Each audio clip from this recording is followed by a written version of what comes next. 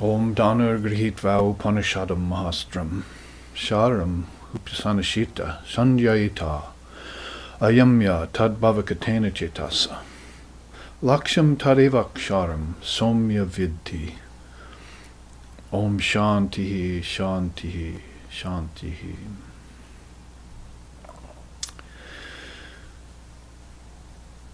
Taking as weapon that mighty bow, furnished by the Upanishads and other non-dual scriptures, fasten to it the arrow of mind, made sharpened by thoughts on reality alone.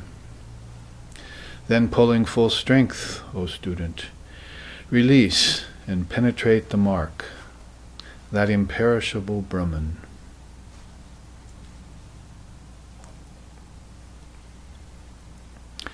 Om peace, peace, peace.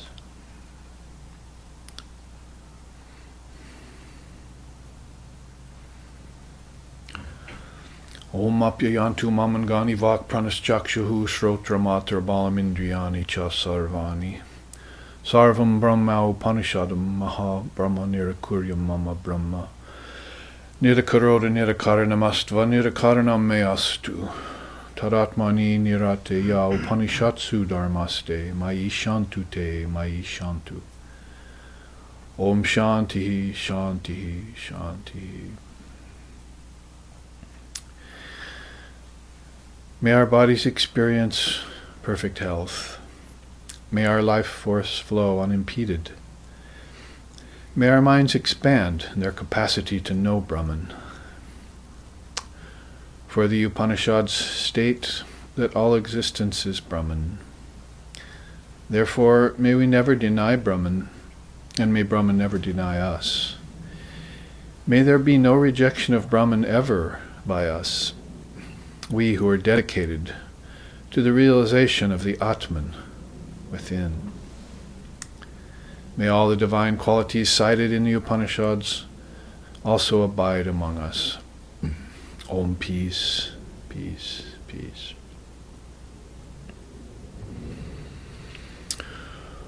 Om Sahana, Om Sahana Vavatu, Sahano Bhunaktu, Sahaviryam Karavo Vahai, Tejasvi Navaditamastu, Ma Vidvisho Vahai. Om Shanti Shanti Shanti. May Brahman, the reality, protect us. May Brahman sustain us. May Brahman illumine our thinking process. May we not find fault with each other, with the teachings, or with the world. And may what we study be a source of inspiration to us eternally. Om peace, peace, peace. May peace be unto us, and may peace be unto all. Om Hari Om.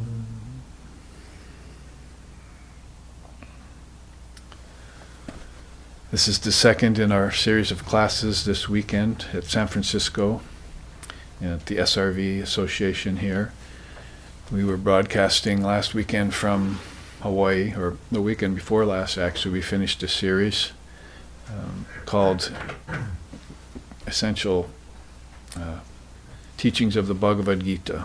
And next weekend up in Portland we'll be live streaming.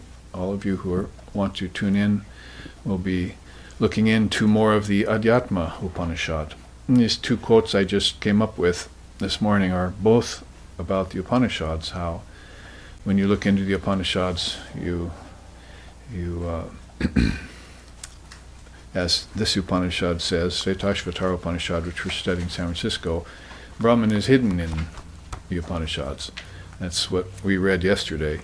So that non-dual Brahman, or that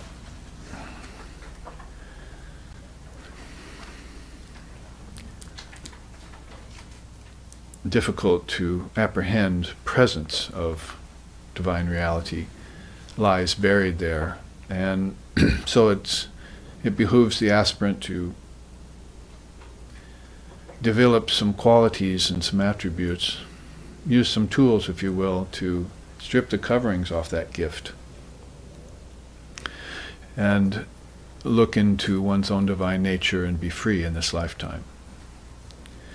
So we have been doing that for many years, actually for decades here in SRV, since the 1980s, and some of us have been doing it since our teens, 1960s in my own case, and in the case of our founder, even like Sixon from the 1950s. But there are several of us here in the room that have reached into our spiritual birthday.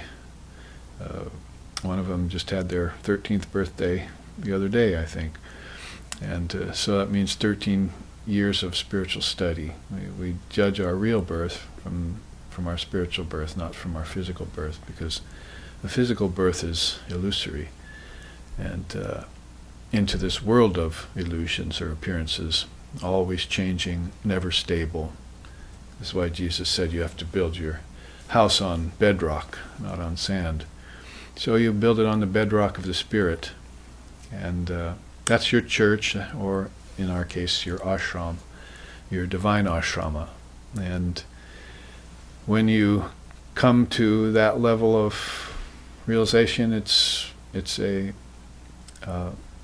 endeavor that's beyond just mental and intellectual life. It gets into ethical and moral life, and then it stretches itself even deeper into dharmic life. And the teachings of the Upanishads start to ring truer and truer as you enter these deeper and deeper levels of what we were calling yesterday mental savoring. These great statements, they inspire you at first, and that's a good wake-up call, but then you learn how to take them inside and roll them over and over in your mind. And then you begin to extract some essence out of them. You can't just hear and walk away, but you have to sit with them. And in our case, as I was saying, some of us for years and decades have been sitting with them and extracting the essence out of them. It's actually the quickest path to Brahman. It's the hardest path, but it's the quickest. Hardest path means you're taking a sword and you're cutting right here, cutting off the ignorance of the world. It's the neti-neti path of Vedanta, or it's the shunyata path of emptiness of Buddhism. It's the austere path, but it's a path that is done entirely internally. It all happens in the mind. Because it all came out of the mind, it all has to go back into the mind. So we call that the dissolution of the mind stream. In evolution, and when it gets projected, the mind does all of this, and people even lose track of that. They lose track of the fact that everything out here is just thought made manifest, that everything started with a thought, or as Jesus told John, started with the word. And then it began to trickle down through levels of consciousness and finally reached the realm of the five senses and the five elements. And that's an evolution of a type, you see. But it didn't start just with a big bang on a physical world. It started with a very profound thought or word in a causal world. Causal means what caused everything else since then. So you get a real remake of your ideologies and your concepts and your thinking process when you sit in the presence of the Upanishads and the great rishis and seers like Svetashvara, who passed these on to us thousands of years ago and have come down to us over such a long period of time without any interpolation, that is, any undue interpolation,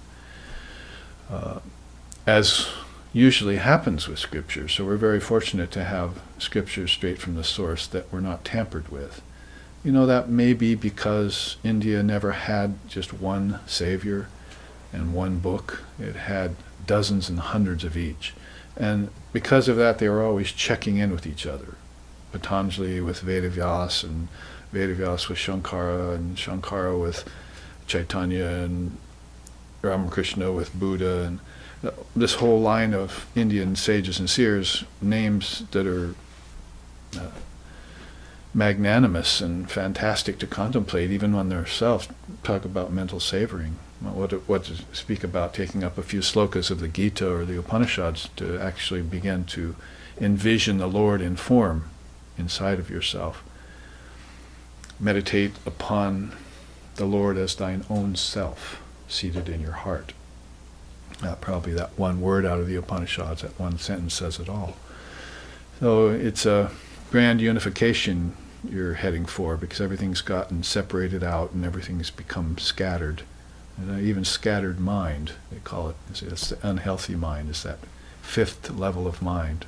Or if you're coming from the opposite direction, outside in, and it's the first level of mind. Scattered, then gathered, or gathering, and then finally gathered, and finally focused. You see, it's how people work from outside in, and as you do that, that's giving up evolution, and it's outward turn, you see, and it's beginning to involve.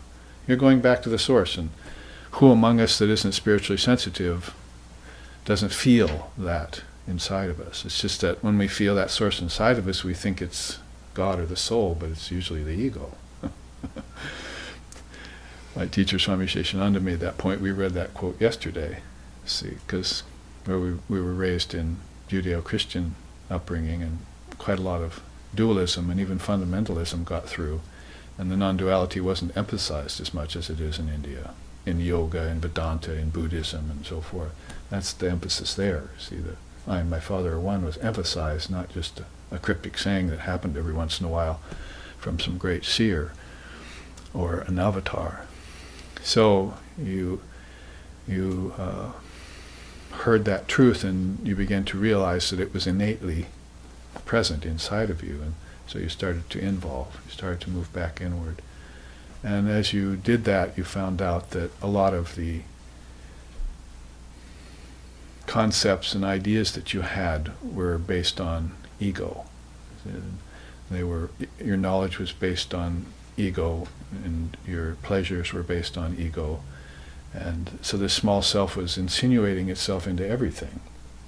Even when things were good, it was coming from the ego. So good and bad, you see, the Atman's beyond that. It's beyond pleasure and pain. It's beyond virtue and vice. So the real soul always laid deeper and deeper inside of you. Probably can't even use the word inside anymore, because then you find out it was all pervasive and everywhere. Outside and inside and beyond. It was with form and beyond both form and formlessness, as Ramakrishna used to say. So when you had that beatific vision, if you will, or satori, or samadhi, or asampragyata, or nirvana, however you would call it in different religious traditions, then you realized that there was a separating process. The wheat from the chaff had to be separated, and you gave up the things of the ego and the world, and you took to God. You must love the Lord thy God with all your heart, all your mind, all your soul, and you had to separate yourself from family and friends even to do that, if you really wanted to walk the path. You couldn't hold them in front of, couldn't hold another ideal, a false ideal, false God. You had to hold those first. You had to hold that one first, rather. So in that introspection that you did, that mental savoring became a real part of everything. It was a way of naturally letting go of the world. Loved God so much that the world just went away. You didn't have to renounce the world, because it went away in your love for God.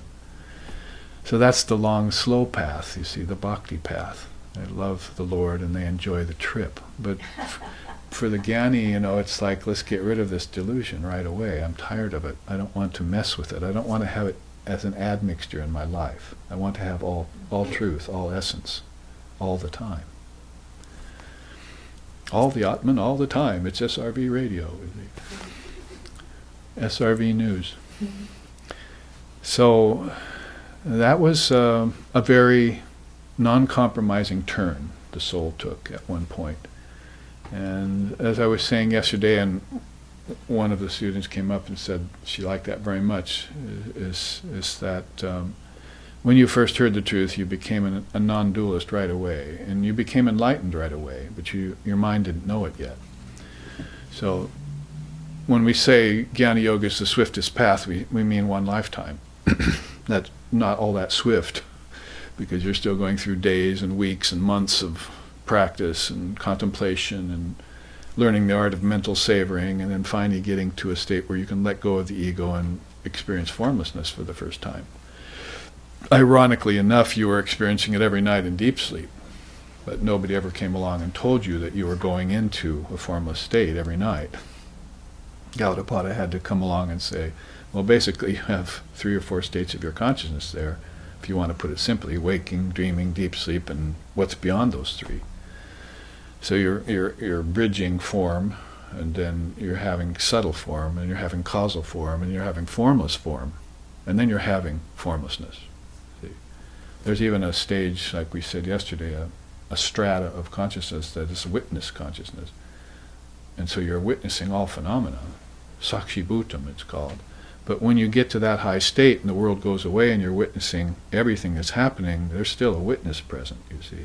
So there's still 2. There's still a witness and what it's looking at. So that's a very high state of consciousness, but it's not the ultimate state. So that's the razor's edge path you're walking there. And if you want to give up the witness, then you're going to have to achieve some sort of very difficult shift or transition of consciousness into formlessness, and be able to let go of everything, even your fear of death, and even unmanifested prakriti, where the seeds are. You're going to have to let go of the seeds of your own projecting power, you see.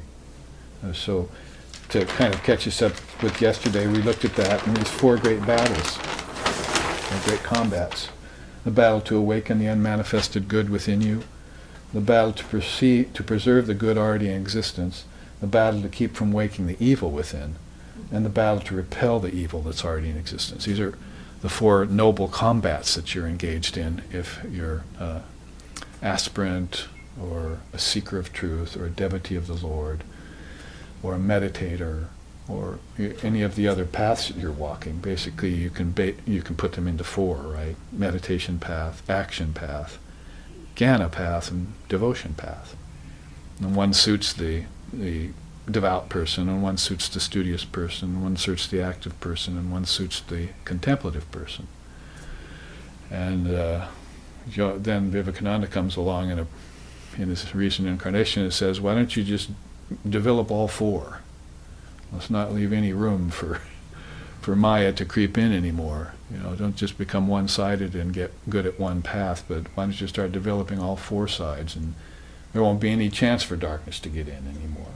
See, Godspeed to you in crossing over to the farthest shore beyond all darkness. We chanted that this morning at the end of our meditation down in the shrine room. So that's Ara Eva Ratanabhau Samhatra Yatra Najjaha, you see. That's Ratanabhau is a chariot wheel, you see. So like the spokes of a chariot wheel that all connect at the center. All the subtle nerve endings connect inside in the heart, they say. So meditate upon the Lord as thyself, seated in your heart, right? And these are all Upanishadic bits of wisdom that you savor inside.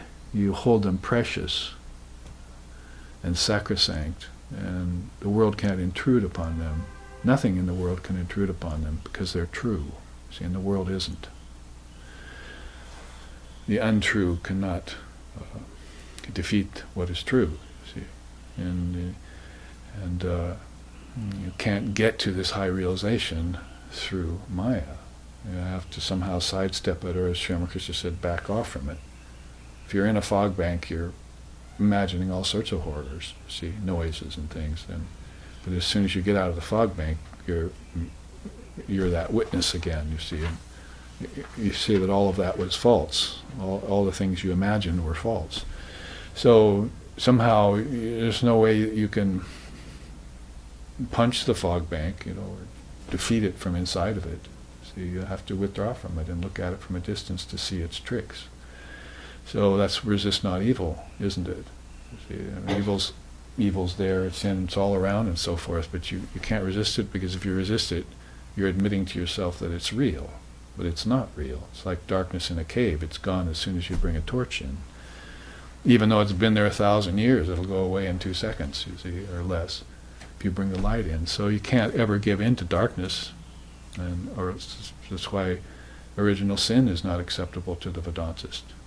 Well, we believe in original perfection, not original sin. Original sin is untenable, unacceptable to the non-dualist. And along with it, everything that masquerades as the self is unacceptable too. You'll find that only you with a capital Y, or self with a capital S, or Atman, is real, and all else is unreal. First thing you hear in Vedanta, Brahman Satya Jagad Mithya. Brahman is real, the world isn't. But unfortunately, most people start to lament right away. Oh, the world isn't real. It's like they didn't hear those first three words. Brahman is real. They just heard the world is unreal, and they begin to lament. But what about Brahman is real? Don't you know what Brahman is? If you don't, you should find out, because that's the only fulfilling thing. And that's what's in you. That's what's giving everything else its shine. It's what causes the sun to shine. All the suns in the night skies are shining because of that light inside. Om na tatra suryabhati na chandra tarakam nemo vidyutabhanti kuto yamagni. There's Surya, and there's Chandra, and there's Agni, you see. That's the light of the sun, the light of the moon, and the light of fire. They all shine by the light of the Atman. And take the Atman away, and everything, you see, is dull and lifeless, void, darkness.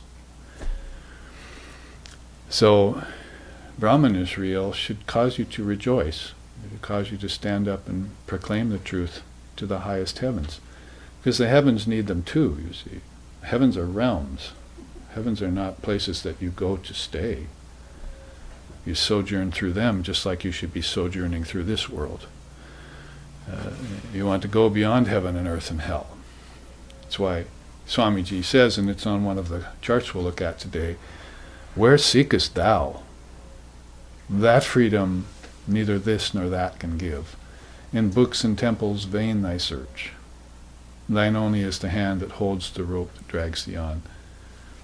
So he proclaims this great freedom and tells you to give up heavens and earths and hells and hopes and fears and just take to this one reality, and then you'll find out that you are the center of everything. Before you were imagining yourself to be a part of everything, but now you know yourself to be the center of it all, not just a part. You're the entire shooting match, you see. You're not just a spark off the fire. That's qualified non-dualism. You are the fire. So you come closer and closer to that realization, and then when you get it, that's called enlightenment. And there you take your place amongst the highest knowers of Brahman. And never abandon that station again. There's nothing that compares to it, so there's no reason to move away from it. You see, it's the non-dual position. So Christ said, I and my Father are one. That came out of the wilderness and said, I am the light of the world. That was it. He had attained it.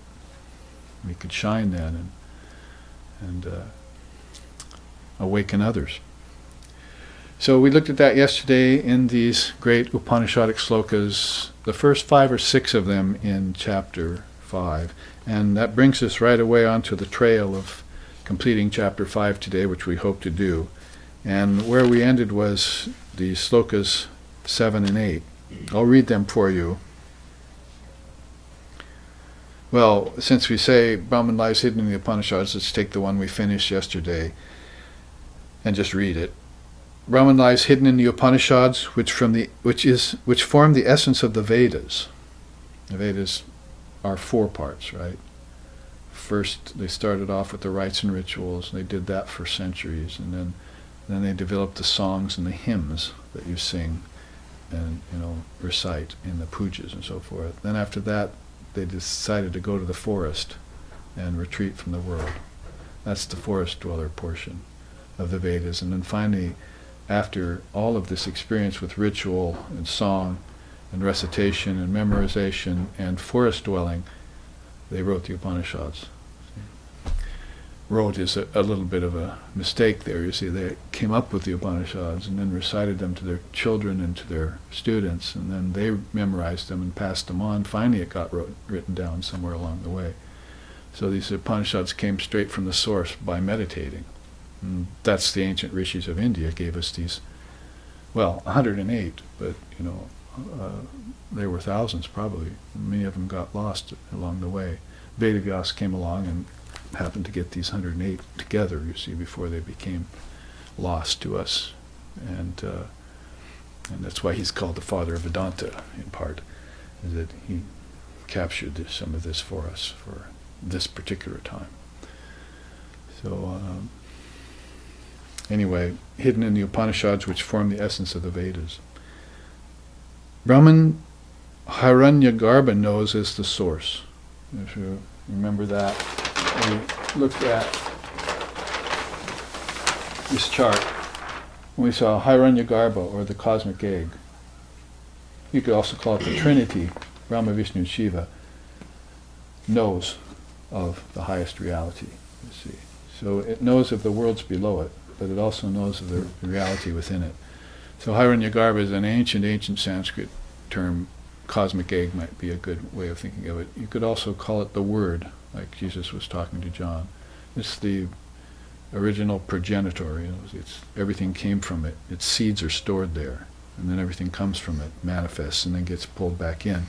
And that's their business. They project, and then they sustain it, and then they withdraw it all the time. So those are the three great forces, you see. Call them Brahma, Vishnu, and Shiva if you want, or even sing about them if you want.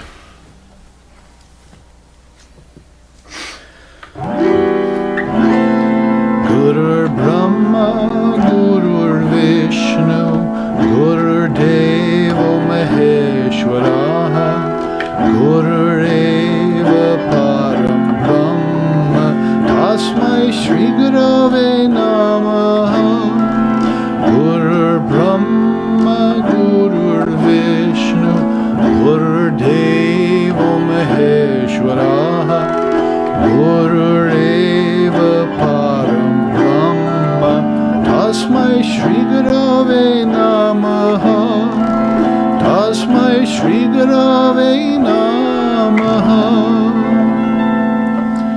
Om Brahmanandam Paramasukadam Kevalam Jnanamurtim Dvaititam Gagana Sadrisham Tattvamashadilaksham Ekam Nicham Bhimalamachalam Sarvadi Sakshi Bhutam Bhavatitam Triguna Rahitam Sadgurum Tanamami.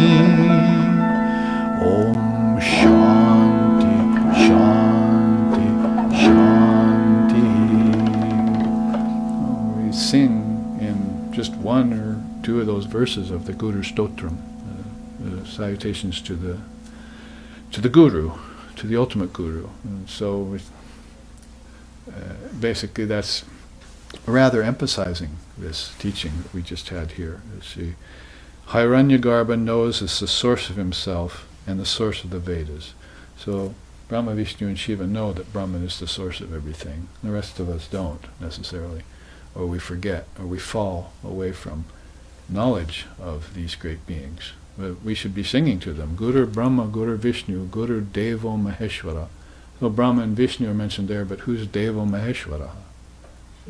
Shiva. Yeah, it's a great god, Devo Maheshwara. The great Mahesh, the great Lord. So these are, if you want to look at it anthropomorphically in deities, then you see them as Brahma, Vishnu, Shiva. If you want to look at them as powers or forces, then they're this great Trinity, see, that's constantly keeping these cycles going eternally. That's their business. They live for hundreds and thousands of cycles of time, cycles themselves which are 4,320,000,000 years long, you see. So time is nothing to them. One of those long cycles is a day of Lord Brahma's life, and another long cycle is a night of his life. See? Just like you could go to sleep tonight and sleep for 1,000 years and wake up and a second would have gone by, you see. So time is nothing. It's a good thing to think about when you think of this lifetime. Say, well, I only have a few years now to realize God in the body. See? So then time will be well used, you see.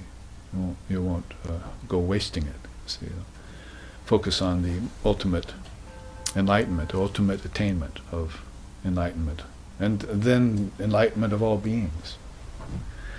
So a little bit of a suggestion of what we looked at yesterday, of Trinity, what's beyond it. So Hiranyagarbha is the mention there, the cosmic egg. And it says further, those gods and seers who realized in the former days became identified with it and verily became immortal. And that's why then we ended up looking at the former days and the future days, how we would paint a palette of future lives for ourselves.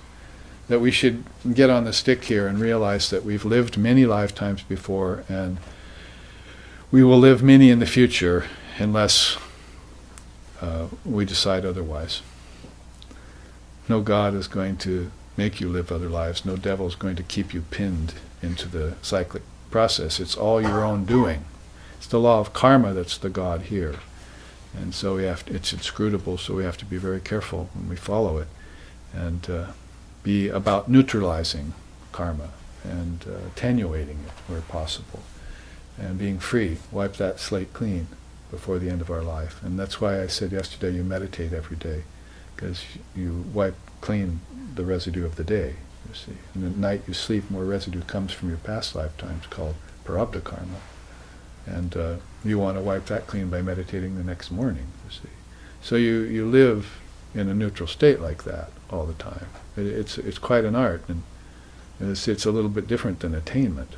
Holy Mother said, you can't see your spiritual attainment. Nobody can see that, and it's vanity to try and think so, to try and measure your spiritual attainment. It all happens unseen. It's not like what happens out here where you can actually see the results come back from what you do. This is all very subtle stuff that's going on very deep inside of you, and it's hopefully operating in the realm of karmas that are getting neutralized, and you don't even know they're getting neutralized. All you do is do the practice.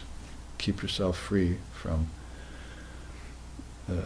bondages and knots, and keep yourself from creating more karma for yourself day by day. So you keep in a very neutral state. It's the middle path. Buddha was famous for it. Holy Mother was famous for it. Sri Krishna talks about it. The middle way is usually the way for most householders, and some monks even. So in that way, put a capper on that. In former days, became identified with Brahman and became immortal. That's you. You're the God of your own lifetime, you see. You're the God inside your own body. That's you. That's your Atman. That's your true self, not your ego. So you should claim the lands that are yours, and claim the inheritance, and stand up and be counted amongst the foremost knowers of Brahman in this very lifetime. What a novel idea. Let's go on so we don't spend too much time on review. So there's the new sloka, number 7. Only that one who gets attached to pleasurable qualities of things does work for the sake of its fruits, and enjoys the fruits of his own deeds. Though really the master of the senses, he becomes bound by them, and assuming various forms, wanders about through the 3 paths as a result of his own deeds. 3 paths are like the gross world, subtle world, causal world, and there's 3 nadis that even come up the spine, you see. If you wander around any one of these, then you get lost. But if you see them all together, then you become a knower of the 3 states. You know your waking state, you know your dreaming state, and you know your deep sleep state. And you become a knower of Brahman, and you're never lost again. You don't get lost at the time of death and wander off and then get born in some womb somewhere in some world without knowing who you are. You'll always remember who you are.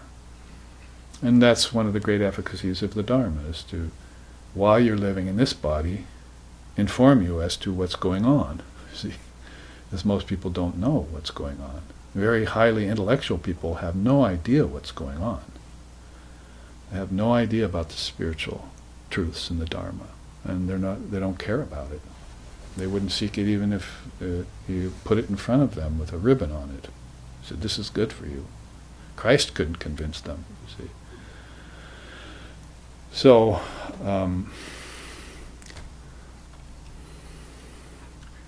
that's the wheat and the chaff, you see. The discrimination process, it's the division between the divine and the demoniacal. What's the monstrosities of the world, which you want no part of, And then this wonderful difference between God and mammon. If you take to yourself what is the Lord's and you give to Caesar the rest. See? So no matter what age you look at it or hear it from, and what religion you hear it from, Christianity, Judaism, Vedanta, it pretty much amounts to the same thing when you look at it in a cogent way, see, informed by the scriptures. So only that one who gets attached to pleasurable quality of things does work for the sake of its fruits. So that's a problem. It's called the ego being in charge of things. Oh, I like this pleasure, so I'm going to do this work, so I get this fruit, and then I'm going to enjoy this fruit. But that fruit turns sour after a while, you see. Krishna says that in the Gita. What you want is not what's pleasurable in the beginning, because that turns painful later. What you want is what's painful in the beginning, because that turns blissful later. See? So, as I was saying yesterday, when you savor things, you want to savor dark things too. Death. You want to savor death. See, the only way that you can master death is to love it. Love it to death. See? You must embrace it. You must embrace all your negativities. See, if you,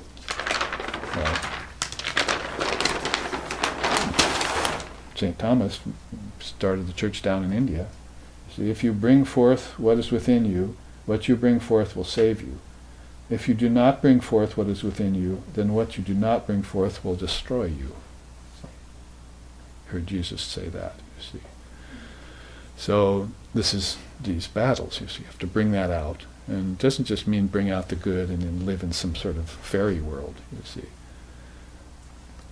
You have to bring out what's negative inside of you too, because that's going, if you don't bring that out, it'll hide back there and destroy you. You have to bring it out and expose it to the light. Exposing it to the light means exposing it to this, and to this, see, and to this. Guru, scriptures, and meditation. That's an unbeatable combination. You expose yourself to those three great sources, they're called the three great sources, then you'll annul the karmas of your lifetime, and as you're doing it, you'll annul the karmas of a past lifetime, and you won't create any karma for your future lifetime anymore. You'll have a choice, you see, of whether or not you want to come back to life. You'll choose your parents. You'll choose your spiritual practice. You'll choose what you want to do in life. You'll choose your gender, what kind of physical body you have. You'll choose the country you're born into, and you'll attain Jivan Mukti and be free. Every lifetime will be that way, until you don't want to take lifetimes anymore. Videha Mukti, you'll say, I don't want to take a body anymore, I'm going to stay in formlessness, you see, in bliss of formlessness. It's not the bliss of a void or some sort of superficial bliss or some vacancy in your mind. It's the bliss of knowing yourself to be one with the ocean of light. That wandering sunbeam, you see, joined up with the ocean of light, or that hailstone fell into the ocean. And that's not any small measure of bliss. That's all bliss. You see, Ananda, it's all bliss. There's no other word in the world for it, but in Sanskrit, Ananda. It's all bliss, and it's uninterrupted, and it's unalloyed. There's no mixture to it, and it doesn't cease. See? And you can live in that bliss, and the idea is that you should be living in it. Going on, subtle as the point of a goad and pure, effulgent, and infinite like the sun, Brahman alone is seen assuming as another the size of a thumb near the heart, on account of the finiteness of the heart in which it appears, and associating itself with the ego and with sankalpa on account of the limitations of the intellect. So this one immeasurable and unconditioned Brahman gets conditioned by associating with the ego, with the intellect, and with sankalpa, projection, you see, the projecting power. And that's why these great powers are in order, you see, to project, to preserve, and to destroy. Those are going on despite us. And our business is to, if we find ourselves caught in those processes, is to see through them and transcend them, and be the witness of them. And that's why I put up this chart here, which is good to look at in terms of this sloka. This is actually sloka 9 and, sloka 8, 7 and 8. So I wanted to show you how India looks at this. That is, what is Brahman? And how does it appear to us? So, see, I've put it here in 4 different ways. How the Vedanta puts it, how the Gita puts it, how Tantra puts it, and how Yoga puts it. These are 4 of the great pathways of India. Call them darshanas if you want, or ways of seeing, ways of clear seeing. So across the top they're measured. You see, Vedanta, Brahman is ultimate reality, nameless, formless, timeless, deathless, beyond anything cause and effect wise, as the earlier slokas just told us. It stands superior to anything that takes on the form of a cause, it said earlier. Yesterday we took that sloka. So they call it Brahman. In Gita it would be called Adhyatma, the imperishable. In Tantra they call it Brahmabhava, perception of reality. And in Yoga they call it Atikranta Bhavaniya, perfection. Now, that's the ultimate level of this great consciousness. Now, when it appears in the form, the first thing it appears as would be the Supreme Godhead. They call that Ishvara. That's formless form, really. There's a static part of Ishvara and a kinetic part of Ishvara. So when you see the subtlest part of Ishvara, you don't really see it, you feel it. It's a formless form. And but yet it's not Brahman yet, because you can't feel Brahman. See what I mean? There's no feeler and feelee when you find Brahman. You're it. You see, it's like the game of cosmic tag. Everything is ended. You're it. Oh, I'm that. You see, that's the great mantra, right? I am that, or that thou art.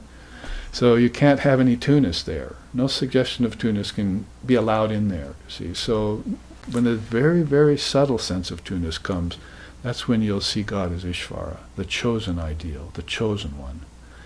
And every religion has its form of Ishvara. Buddha for the Buddhists, Jesus for Christians, and so forth. So whether they call it a prophet, or whether they call it a seer, whether they call it an avatar, they all differ a little bit. But basically that's this formless form that everyone can sense. That you can pray to, but you cannot pray to Brahman. You can't look up and find it either, you see, because you have to look in to find it. So if you're praying upward, there's some entity out there in space, you're misguided, you're misdirected. The only thing up there is probably only 3 of the 5 elements. See? What are you praying to them for? You got all 5 down here. Might as well pray to the Earth Mother if you're going to pray to something outside of you. But actually the best place to pray is inside of you. You see, that's where this dwells. So they call that in the Vedanta Supreme Godhead. In the Gita, God Adiyagya, God assuming form for the sake of sacrifice. It comes into the world to sacrifice for others. Dhyana Bhava in Tantra, focus on the deity. Dhyan, you know that word means? Meditation. It's the 7th limb of yoga, dhyan.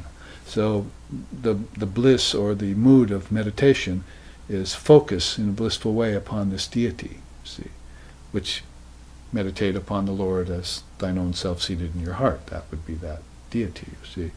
And in yoga sadhana they would call it pragya jyoti, the masterful. This is the masterful soul. This is the great master. We often use that term and assign it to Sri Ramakrishna because of his appearance here in the recent times. He's, it's been 160 years since his birth now, is it?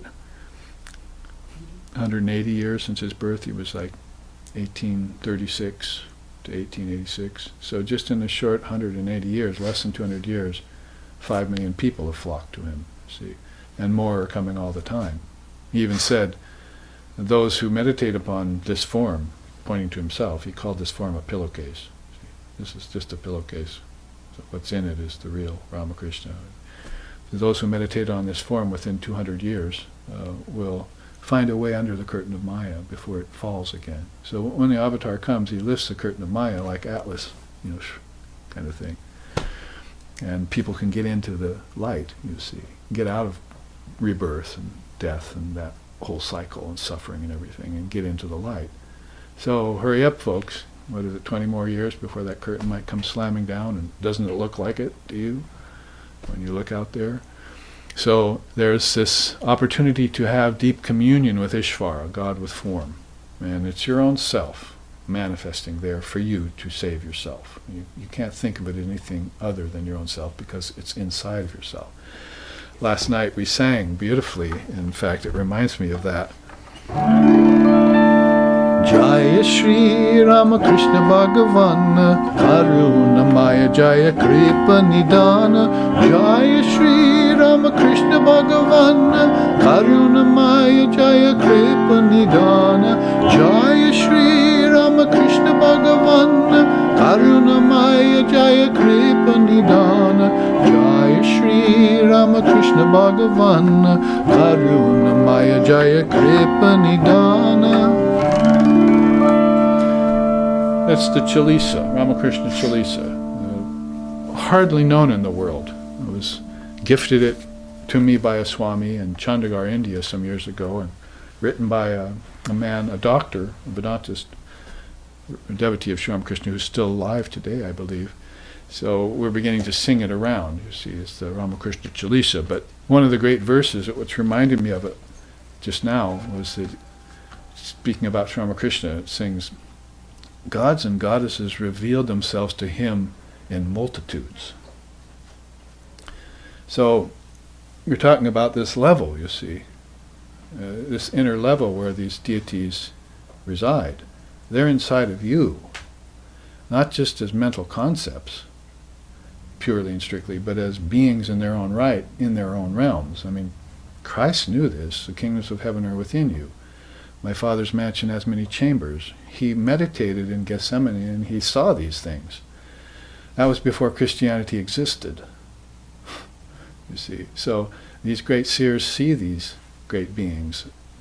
The Buddhists call it the Buddha fields, right? There's so many Buddhas. You see them in the Tankas, right? So they've had these inner visions of these places inside of themselves. They're not outside of the self. You'll find the planets outside of yourself, with nothing there probably. But inside is peopled, just like this world is peopled by 7 billion people. There are billions of souls in there, ancestors, celestials, angels, gods and goddesses. So gods and goddesses revealed themselves to him in multitudes when he meditated. So he was at that level of consciousness where they reside. And you too can have what we call darshan with them if you meditate on them. The best to choose one, you see. One great being and meditate on it. That's called Ishtam. This comes from that same root, Ishvara. And meditate upon the Ishtam for a while. While means 30, 40, 50 years, a lifetime too. You see. What is time? You see, what is time? Let it pass. Because if you meditate on it, you'll be in the bliss of meditation. You won't know this passage of time. All of a sudden you wake up and say, hey, I had my 13th birthday spiritually yesterday, you see. And here I am just passing my days in bliss, mentally savoring my Ishtam every day, and the teachings that have come from that Ishtam, whether it be he or she, or it, he, she, it. Ramakrishna, Holy Mother, or Brahman, in our case. So, Pragjyoti, the masterful one, the great master. Now if you come down another step, and this is the 4 ways to perceive God. You see, it's at 4 different levels. We were talking yesterday about Saguna Brahman, how God also has attributes. It has no attributes, and that's the highest, but it manifests itself with attributes through forms. And that's going to be helpful for you. It's rather also a tantric type of view, that God has taken on forms. The non-dualists will go, no form. God doesn't take on a form. So they'll prefer that, and they'll stay at that station. It's formless. Well, yes, that's ultimately true. But people are down here in form, and many of them can't just jump to the formless state like that. Presto changeo, I'm enlightened, you see. They're going to have to move by stages.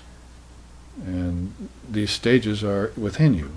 So you take a step, and you take a step, and you take a step. So one step you could take is to see the immortal self within you. Antaryami, the inner ruler controller seated in the heart. That's like a pat statement of Vedanta. when they say antaryami, that's their pat definition. Inner ruler immortal seated in the heart. You see, so Gita would call that the Adi Daiva, or the Purusha, the original Adi divinity, Daiva. See, the original divinity. Tantra would call that mantra and hymns. You get it through mantra and hymns. See, the mantra suggests those words to you, and then you sing these hymns. Like didn't everyone perk up when I just sang the Guru Stotram? See, oh good, he stopped talking, he started singing. Oh, now I'm happy with it. So, are you going to deny that mantra and hymns have a profound spiritual effect on you? So, that's how Tantra would see that level. And then in Yoga Sadhana, Ritambara Pragya, intuitive wisdom. Now, Rita is the oldest word in any language for truth. Lovely Rita, as sometimes they say. She's not just a meter maid. She's the ultimate truth walking around. Or maybe she's manifesting as a meter maid, or hundreds of thousands of meter maids. But she's that lovely Rita that we mentally savor inside. You see, Divine Mother. Divine Mother meter maid, you see. And so that's for intuitive wisdom. Now if you take these levels of consciousness to the very, let's not say low, but let's say gross, you see, or maybe better, fundamental level, then you have the symbol. Brahman also appears as the universal symbol. See? And so that means basically objects. All objects are pointing to the existence of God. And so that's how you should look at them. They're actually manifestations of your mind. They started out as a thought in your mind, and then they turned into an object. See, we thought microphone, and then it became possible for a microphone to appear here on this earth. It had to start as a thought. In the beginning was the Word. There's an ancient wisdom, you see. So anything then is a pointer to Brahman, or let's put it even better, everything is a direct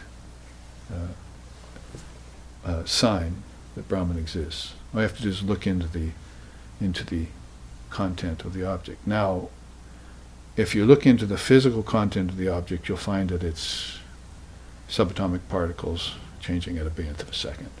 So too swift for the mind to even comprehend. So you have to conclude in the end, and science hasn't quite got that far yet, that objects are empty. The Buddhists would come forth and say, yes, that's shunyata, that's emptiness in everything, you see. But behind this emptiness there's a fullness, you see, but it's just not a form. So that's why if you know all these levels of the manifestation of Brahman, that you won't ever get caught in the void, you see, or get caught in the lurch. See? Up a creek without a paddle. You'll always be able to default or go back to an underlying substratum. So how Patanjali, the father of yoga, would put it, underlying substratum of everything, you see. Or that there's a sutradhara, there's a thread running through the pearls, as Krishna puts it, you see. The pearls are fine, we like that. You see the worlds, the people, they're all beautiful. We like to put them on, enjoy them, sell them, buy them. But without the thread running through them, they'd be worthless, as it were, you see. They wouldn't have that beauty. So that underlying substratum, or that thread, is what's running through it all. And you would take note of that if you were the consummate enjoyer, you see. The great enjoyer of all of this, the great savorer, you see.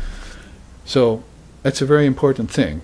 Vivekananda call that pratika or pratima. You take a stone obelisk and meditate on it, or a candle in a windless place. Yato diva nivatastu ningati sopama shmrita, as Krishna says in the Gita. Or a little statue of baby Ram or something. You meditate upon that, because that's a manifestation of Brahman. You see, that's a direct link. And it'll cause your mind to forget everything else. You'll focus on that little thing. And then that little thing will suggest itself in your dreams or in your meditations. And you'll see that if it's true in one state, it's true in another state. And then you'll see how it transforms in each state, from gross to subtle to causal. From causal, the thread will lead you into Brahman, formless, that everything came out of Brahman. It's what we just read here, you see. So, if you looked at the Gita's way of putting that, Adibhuta, you see, Adiyatma, Adiyagya, Adidaiva, Adibhuta is the question Arjuna asks Krishna in the chapter of the Gita. He says, what is Adidaiva? What is Adiyatma? What is Adibhuta? What is Adiyagya? So Krishna answers, and Adibhuta is perishable nature. So that means earth, air, fire, water, and ether are formed into objects that are constantly changing.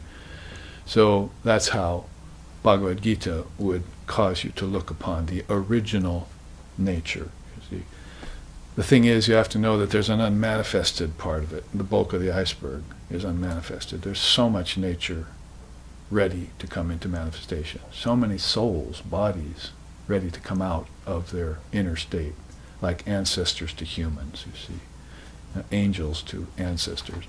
There's so much of that ready to happen, and it's all happening with forms, and Brahman is formless, right? Don't transgress the law. So if these forms are coming in and out of being, they're a part of nature. But the nature you don't see is unmanifested, and that proves to you that there are subtle worlds inside. All these things have to come from somewhere, you see. Nothing doesn't exist. A physicist friend of mine who's a Vedantist has that on his t-shirt. Nothing doesn't exist. There's no such thing as nothing. There's just everything all the time. It's just a matter of whether it's manifested or it's not, you see. Whether it shows itself to you or it's hiding, you see. And your business is to bring out what is hidden, right? And manifest it so that you can see it. And you bring it out whether it's good or bad or mixed so that you can see it. Because if the devils are looking in you, then you have to bring it out and say, "Ah, I espy you," you see. And you shine the light on it and it goes away and you're free, you see. So, perishable nature. Tantra would call that fourth level Bhuya Bhava. Bhuya. Practice of rituals. So there's where you get into the rites and rituals and various things. Those can be a great trap. So you have to be careful of them. But they can also be, if you're done in the right way, they can also be this doorway into finer reality. Like the puja we did last night, offering flowers to the image and so forth. I mean, we look at the altar there and we go, you see, like this, right? So you take the mudra, which is, by the way, one of these universal symbols. Take the mudra and you point it at the altar, and then you point it at yourself and you say the mantra, you see, Pitabhyo Namaha, so forth. And so he said, what is there is also here. You see. When Sri Ramakrishna had his, sometimes he went into samadhi with these kinds of things. He says, what is there is also here. There's what is heavenward is also here inside of you. So that would be using rites and rituals in the best possible way to make this transition to your next state of consciousness. Like I say, you do this every night anyway, so you might as well do it consciously. See, go into dream, go into deep sleep, come back out. For all the days of your life, you've been switching levels of consciousness, and yet now you're coming forth and telling me you don't believe in consciousness, or you don't believe that it has levels. Well, your very actions every 24 hours are disproving that, I'm sorry. So you have to then take stock of the movements of consciousness until such a time when you know that consciousness does not move ever. It just appears to. Sri Ramakrishna used to say that. The snake sometimes sits on the ground, not moving. And other times it wriggles across the floor, you see, across the ground. So when it wriggles, it's Shakti power, and when it's still, it's Brahman. So everything has this static part to it, and it has this dynamic part to it. That's called Shiva and Shakti in Tantra, see. So you take stock of that, you see. And it's also a good indicator. If it moves, it's not Brahman, see. If it has a form, not Brahman, see. It's not real, not reality. And therefore you can use it as a measure. But you can also use it as a doorway. You don't want to end up like some of the Mayavadins, you say, everything is illusion, and throw the whole baby out with the bathwater kind of thing. That never worked very well. India's India gave birth to a lot of these Mayavadan theories and practices, but they always championed or preferred the fullness of everything. Brahman is in everything, and that's why this is being given right now in accordance with this 7th sloka of the 5th chapter of the Svetashvara Upanisad, to show you how they think about reality on all levels. See? You don't see any denial going on here. You see just affirmation. See? That everything is Brahman, and that's the ultimate realization in Vedanta. All is Brahman. See? Sarvam Kalvidam Brahma. So then you have to prove it to yourself. Yes, this is Brahman, but it's Brahman with form. So it's not the ultimate Brahman. By saying the world is also Brahman, you're not denying that Brahman is formless, nor vice versa, you see. By saying Brahman is the only thing that exists, you're not denying the world. Unless you're attached to it, then you should probably deny it. But, you can say that, oh, that's a manifestation of Brahman. It's an expression of Brahman. It's a reflection of Brahman. If you really want to get hard on it, then it's an illusion. See? It's like a mirage in a desert. See? It doesn't really have any abiding reality. And you can take it apart like that, but then put it back together. Now, finally, yoga sadhana, pratama kalpika, beginning aspirants are a sign of God in the world. See, that would be the level of this 4th level of ways of perceiving God in yoga, would be there are these beginning aspirants that are waking up to intuitive wisdom. See, and they'll eventually become masters, and they'll realize their innate perfection. So you put this all together, you see. And so in 4 different darshanas, as it were, of India, you see these 4 different ways of perceiving God on 4 levels. A good teaching. Now, before we leave this chart and move on, stages of realization are interesting to look at. There's the mental plane, early phenomena, and then there's the ethical plane, dharmic law. There's the cosmic plane, that's what I said, kinetic Ishvara, where it has a form. Then there's transcendental plane, sattvic Ishvara, that becomes formless, but is still present to your consciousness. You can detect it. And then there's the absolute plane of formless reality. So there's a way of putting it in stages of realization from lower to higher. Now you have to realize that the seers start here, and then they come down. They start here, and then they come down. Down means out.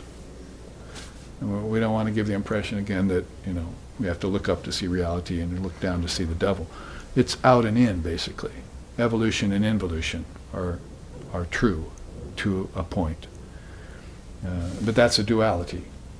So Swami Vivekananda used to say, this coming and going is all mere nonsense. Where's the time when Brahman will come, when all time is in Brahman? And where's the space where Brahman will come to when all space is in Brahman? You see, it's all happening inside of you, and then stopping inside of you. You see, it's born, plays, sort of like a wave rising, having a little wave life, and then giving up its wave form and going back into the ocean. And millions of them are happening all the time. That's the whole Mayic sleight of hand, that this appearance is being foisted on people so much that they just get overwhelmed and they finally just give up their quest, you see. They give in to multiplicity, to diversity, to varieties. And notice how people are into varieties. They have to have so many varieties of everything. The monks narrow that down. I think I'll just eat this one bit of food today and do this, and that's it. I think I'll just take this one sloka or this one book and read it for a month. See, everything else goes by the wayside, you see. Focus. The Jains and the Jain religion, they don't want to cause even an insect harm, right? So I don't think I'll move out of my house today, or I might just go around the yard, but I'm not going to go to the next village, even if there's money to be made, you see, in a legitimate way. I'll just stay right here because I'll just keep my karma so clear and pure. I won't create any new karma, and I'll be content and happy right where I am. That's a very beautiful way to live. So, you might say there's the risk of moving about, you see, and bumping into not only your own karma, but the karma of the collective mind is out there too. Boiling over like a toilet that got clogged up, you see. And it's running everywhere in streams. See, look out. Run for your life. So this kind of economy is very much a part of spirituality, true spirituality. Slimming it all down. So I wanted to show you that, and let's look then at this sloka. Subtle as the point of a goad, and pure, effulgent and infinite like the sun, Brahman is seen assuming another as the size of a thumb on account of the finiteness of the heart. So they say Brahman is like there, just to the left of the breastbone, a few centimeters, the size of a thumb. And actually, if you look at the anatomical heart, there's a chamber, empty chamber in the heart that nobody knows what it's for. That's actually there physically too, as if to suggest that, yes, there is something subtle. You just have to go beyond the anatomical, beyond the physical, and you'll find a subtle chamber. And it's very much in line with these chakras they talk about. I'll be teaching that in Seattle, weekend after next, at a retreat there. These chakras are not in the physical spine. The physical spine is sort of a representation of them.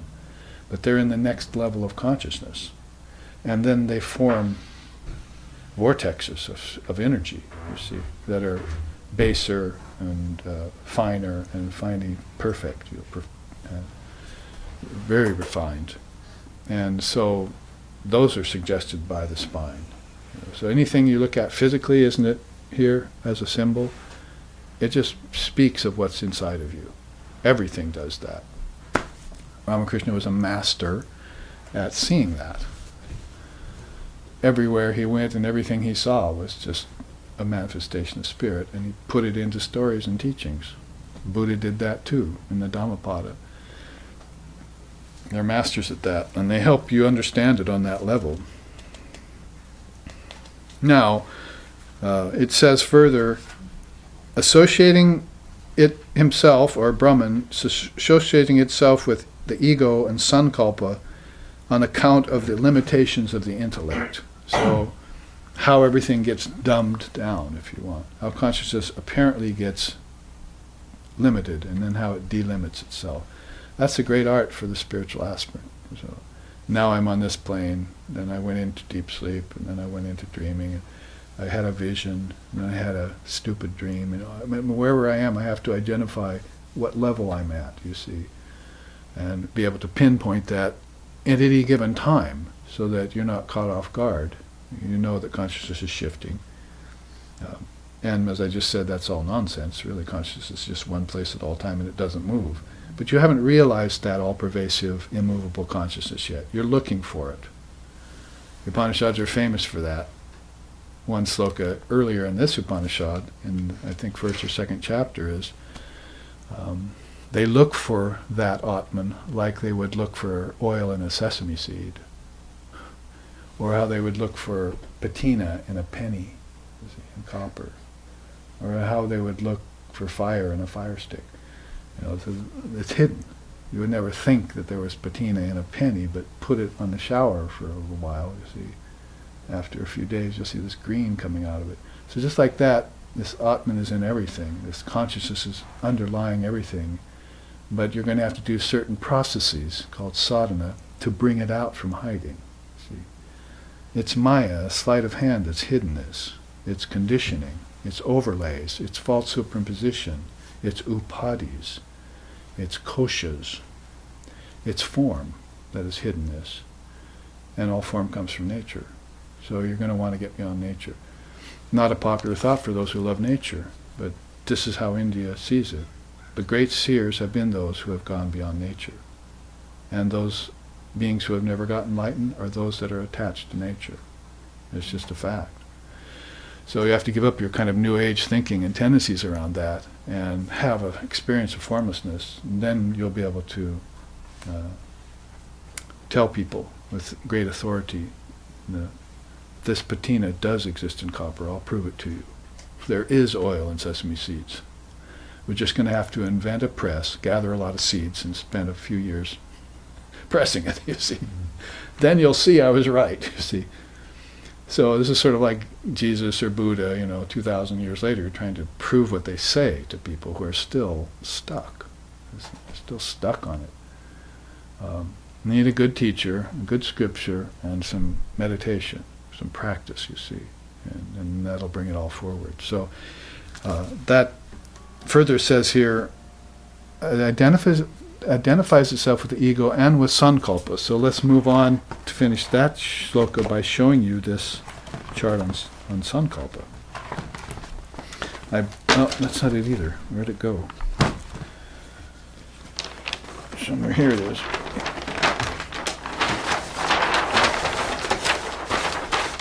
Now, a lot of writing there, but don't worry, I'll make it easy and quick for you to run through this. This is a teaching by Lord Vashishta, and the problem that Krishna talks about to Arjuna, he says, you must be aware of sankalpa, Arjuna. Sankalpa is a positive evil. Sankalpa is just mental projection. So the evil in it is that it covers formless Brahman. When you're born into a body, you've projected that body. You've planned for it probably before you died in the last lifetime. You planned for your next body already.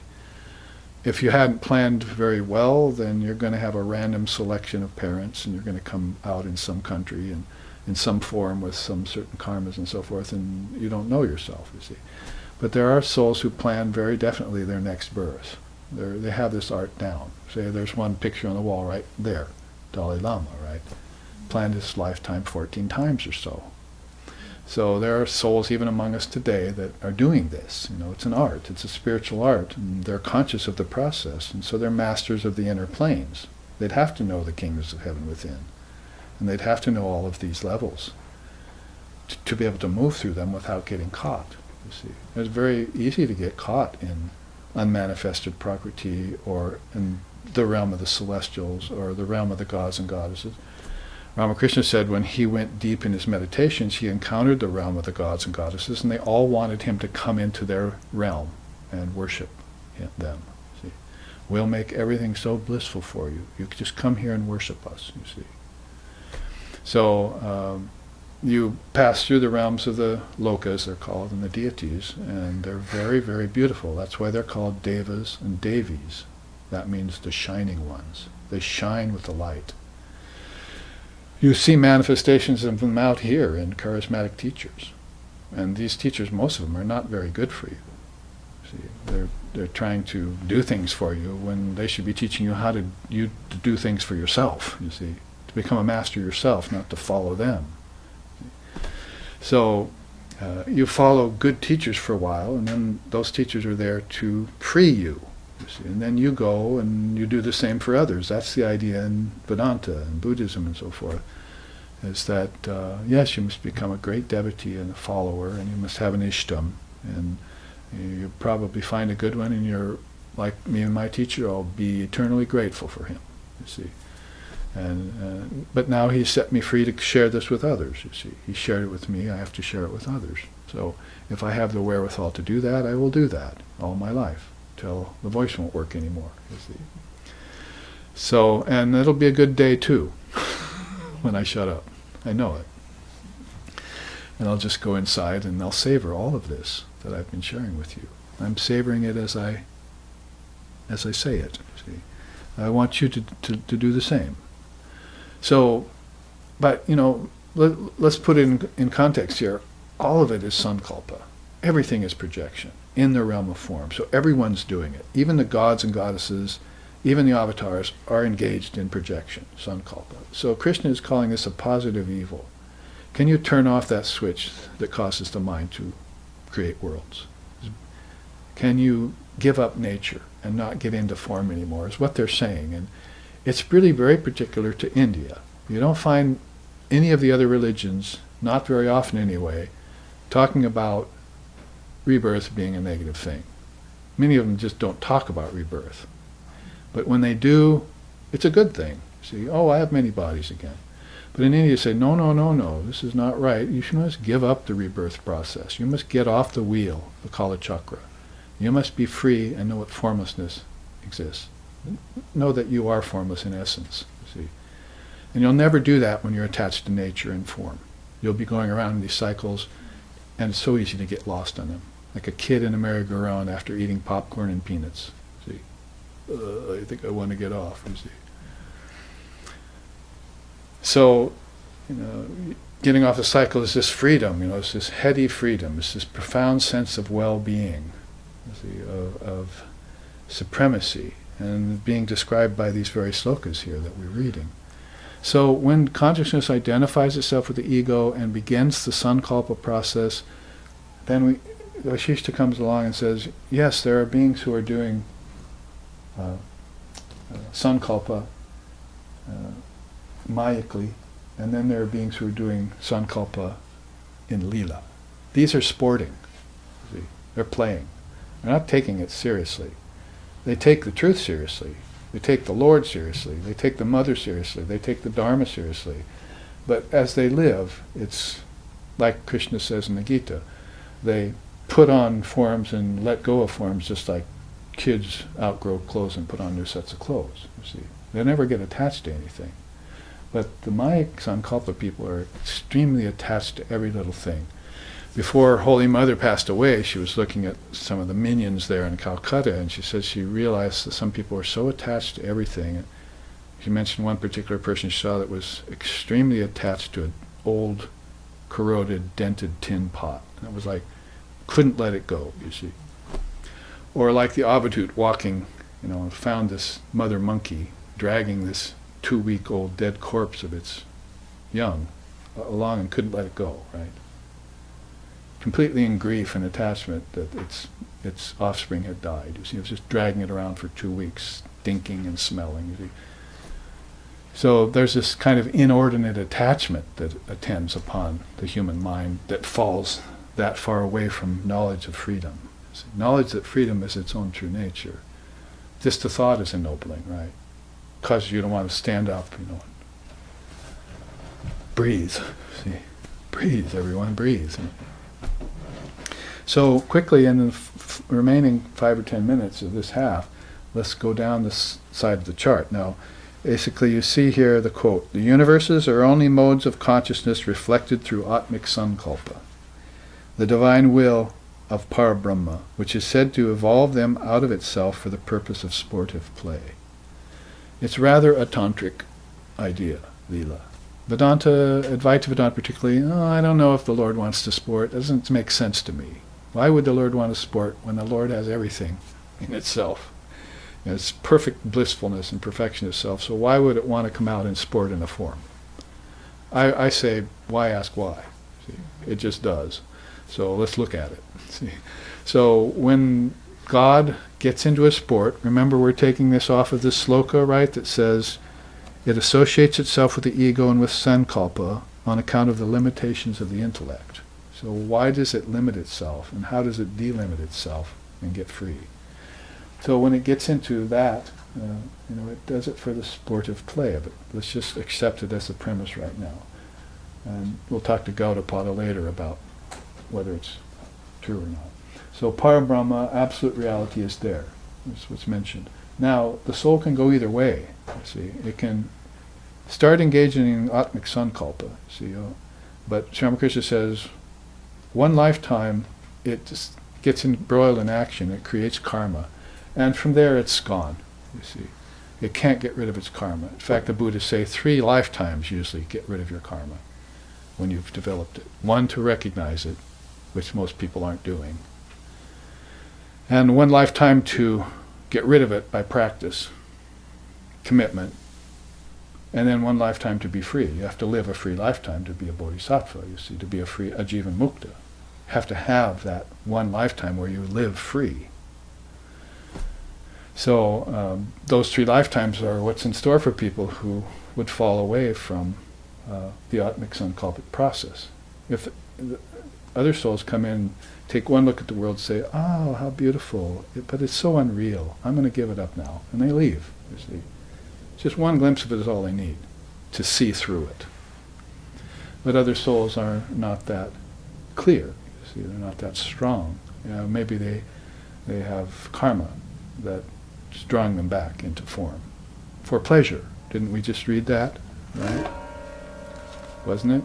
We just read it. Only he who gets attached to pleasurable qualities of things does work for the sake of its fruits and enjoys his deeds. You see, so enjoyment, pleasure, is a great trap. Pain is much better teacher than pleasure is. If you had pain, then it would maybe cause you to look around and do something about your situation. But pleasure can just lull you to sleep for lifetimes. So with that as a sort of given, then, let's look at how Maya Sankalpa develops quickly. The power of obscuration is a good English phrase to describe Maya. Or you could call it Avarana Shakti, Shankara says. It's the covering power. And then Vikshepa Shakti distorts. So Maya works in two ways. Three ways really, but two ways as far as the negative goes. It covers the truth, and then it distorts it and makes it look like something else. Fun, huh? You have to be a Sherlock Holmes of the Sankalpic world, you see, to see through this. To look at objects and see them as Brahman. Because nobody's doing that. They're looking at objects for pleasure. And that's binding them, see. And that's ignoble. They get bound by an object, like a tin pot or something, you see. But this is different. You're looking at it as a symbol of Brahman. You see it, so you can just move through it. See. So, power of obscuration. There's a third power of Maya. It's called Prakasha Shakti. It means the power of revelation. So, in that same Maya, the poison in the snake, there's the power of deception and there's the power of covering. But there's also the power of revelation in Maya. And that's where you would get a hold of a teaching like that. Maya itself could help free you.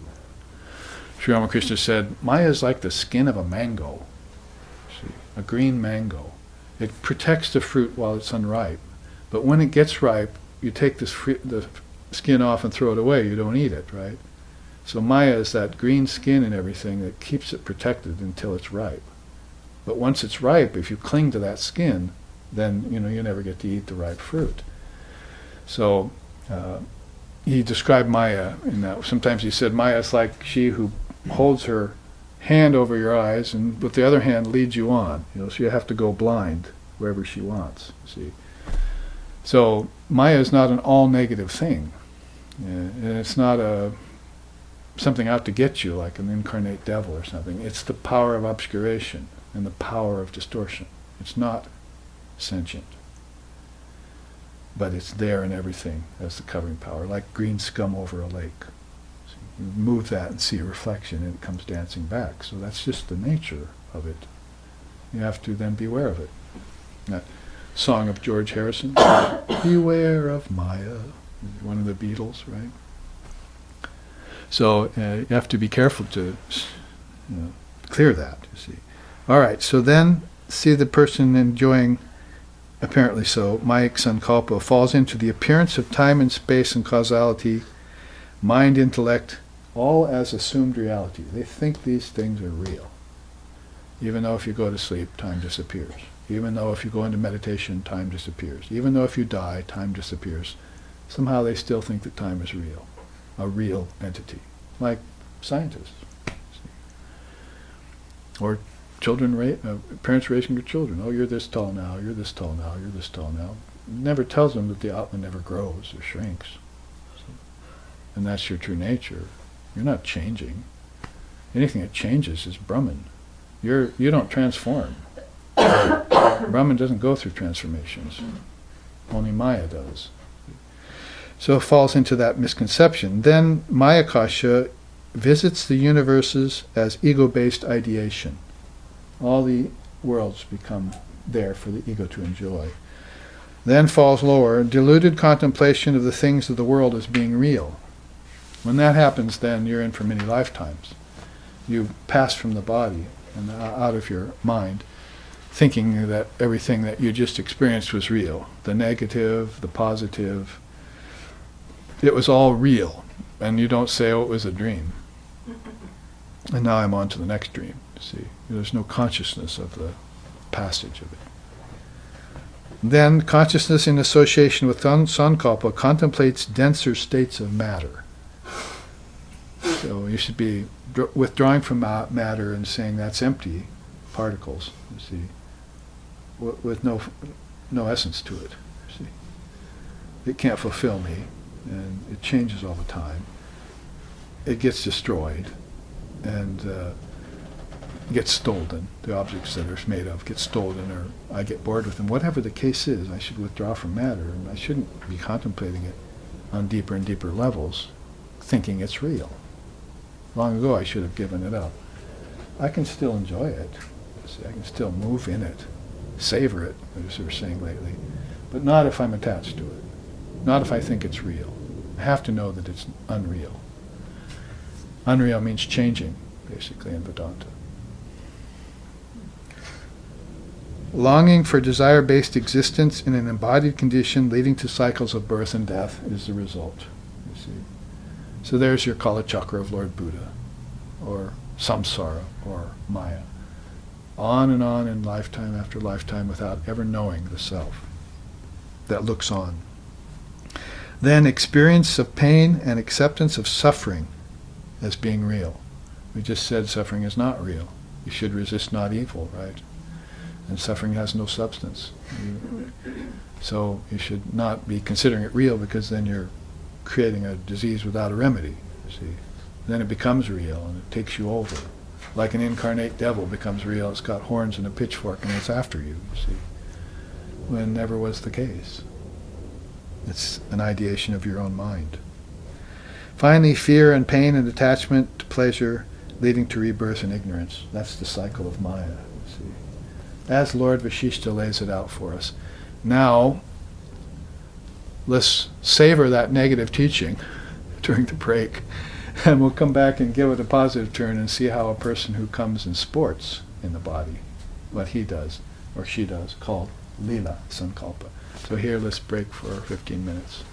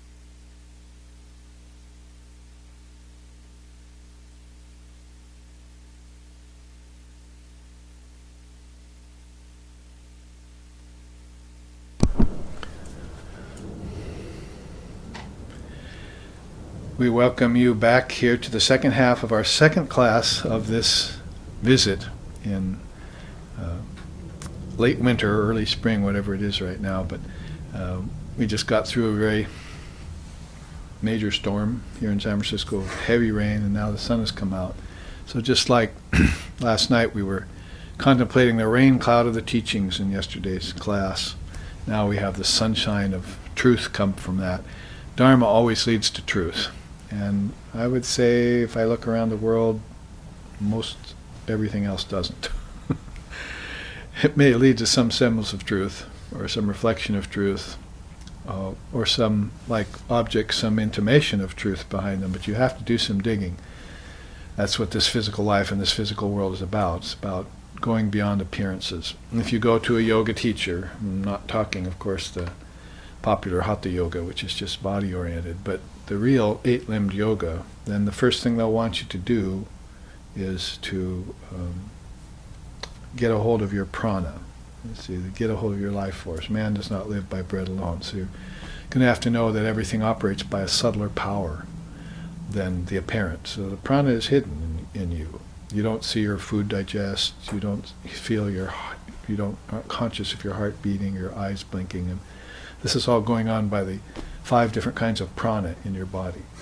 And then there are 5 pranas in your subtle body too, just like there are 5 pranas in your gross body. In your mental body, there are 5 pranas, and those are helping you think. They're helping you pass into dream and deep sleep tonight and come back out into waking state. That's called the upward moving prana. So these different kinds of pranas, they want you to get a hold of right away. And once you do that, then you can concentrate, and that's the next thing they'll want you to do, is concentrate on reality, divine reality. Father of Yoga would put it this way, as we said. Be an aspirant, get intuitive wisdom, become masterful, and gain that perfection, which is your very nature. You're gaining something which is already yours, but you've just forgotten it. So that's what happens with the Mayik Sankalpic person who gets caught in this, as we just looked at. And let's look now in this, again, those of you following the text, the Holy Scripture, we're taking up sloka 8 and 9, basically, to where he mentions sankalpa. That is, Brahman associates itself with ego and sankalpa, and on account of that, the limitations of the ego. So the important word there is associates. This is association. This is identification. See, these identify with unreal things, and these only associate with unreal things. So it's a very, gratifying and revealing. Especially if you're raised in a Western Judeo-Christian society where guilt is a big thing, you see, guilt and shame. I'm a sinner, and poor me, and I did bad, and so forth. And so quite often, if you get caught in that kind of trap, because in India the 3 great traps are grief and shame and remorse. You don't get caught in them. You don't have anything to do with them. It's a teaching, 3 great traps. So in Judeo-Christian upbringing, a lot of what you get caught into is grief and shame and remorse. And so to off-put that, then this idea of association with things that are impure or imperfect or mixed keeps you free of their insinuations. See, you only associate. So my teacher used to put it this way, Swami Sheshanandaji Maharaj. When he was alive, he said, many people come to Vedanta and they learn they must detach. So there's the lesson of detachment. The word is, in Sanskrit, Vairagya, good. Viveka first and then Vairagya later. So you learn the art of detachment, and so you learn how to detach. But then he said, later on when you get more advanced and more masterful, you learn to attach and detach at will.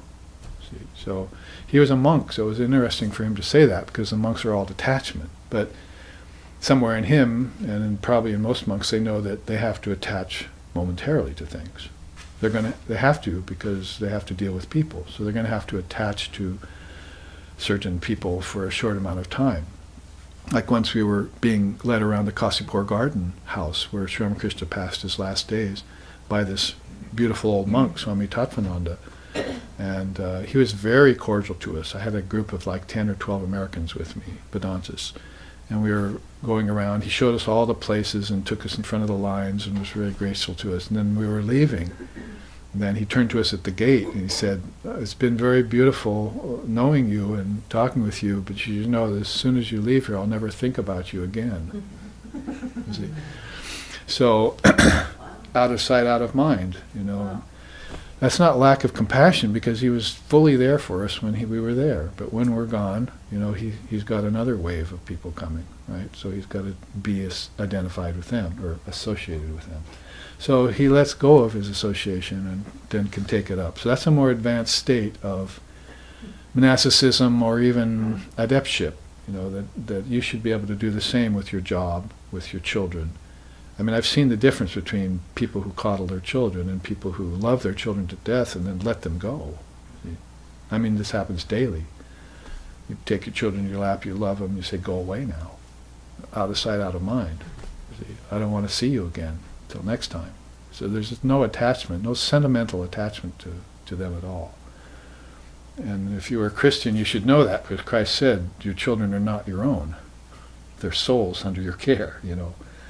So you treat them as souls under your care. And they may grow up and just spite you. May grow up and just cause you hell, you see. Milarepa has a song about that, the children of samsara. I gave up the children of samsara, the sons of samsara, because first he seemed like an angel. Later on he caused trouble with the neighbors. Then I was his debtor, you know. I was in debt to him, you see. And in the end it was just, you know, a devil. So your very children, your very family, really are those problems called the ancestors that you're being reborn with all the time. And you could, if you had the power of detachment, you could stop that process. And if you stop the process, you could get off that wheel and help them. You cannot help them if you're a part of the problem, right? So you're being born with these same souls over again in families. That's what families are. They're souls that are attracted to each other. But that's not all that healthy. Even the good situations are not all that healthy, because anything that rids you of the knowledge of Brahman is not good. Doesn't matter what it is, love included.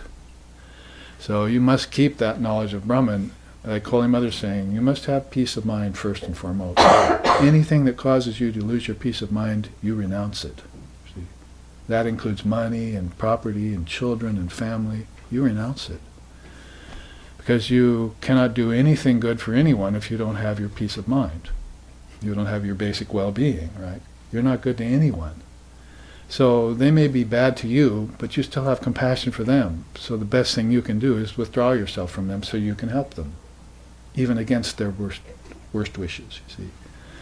So that attaching and detaching at will is a very powerful thing. So these beings then, my point, rather long-winded and roundabout maybe, is that this is association with things unreal or things changing, and this is identification with them that leads to bondage. We've seen that.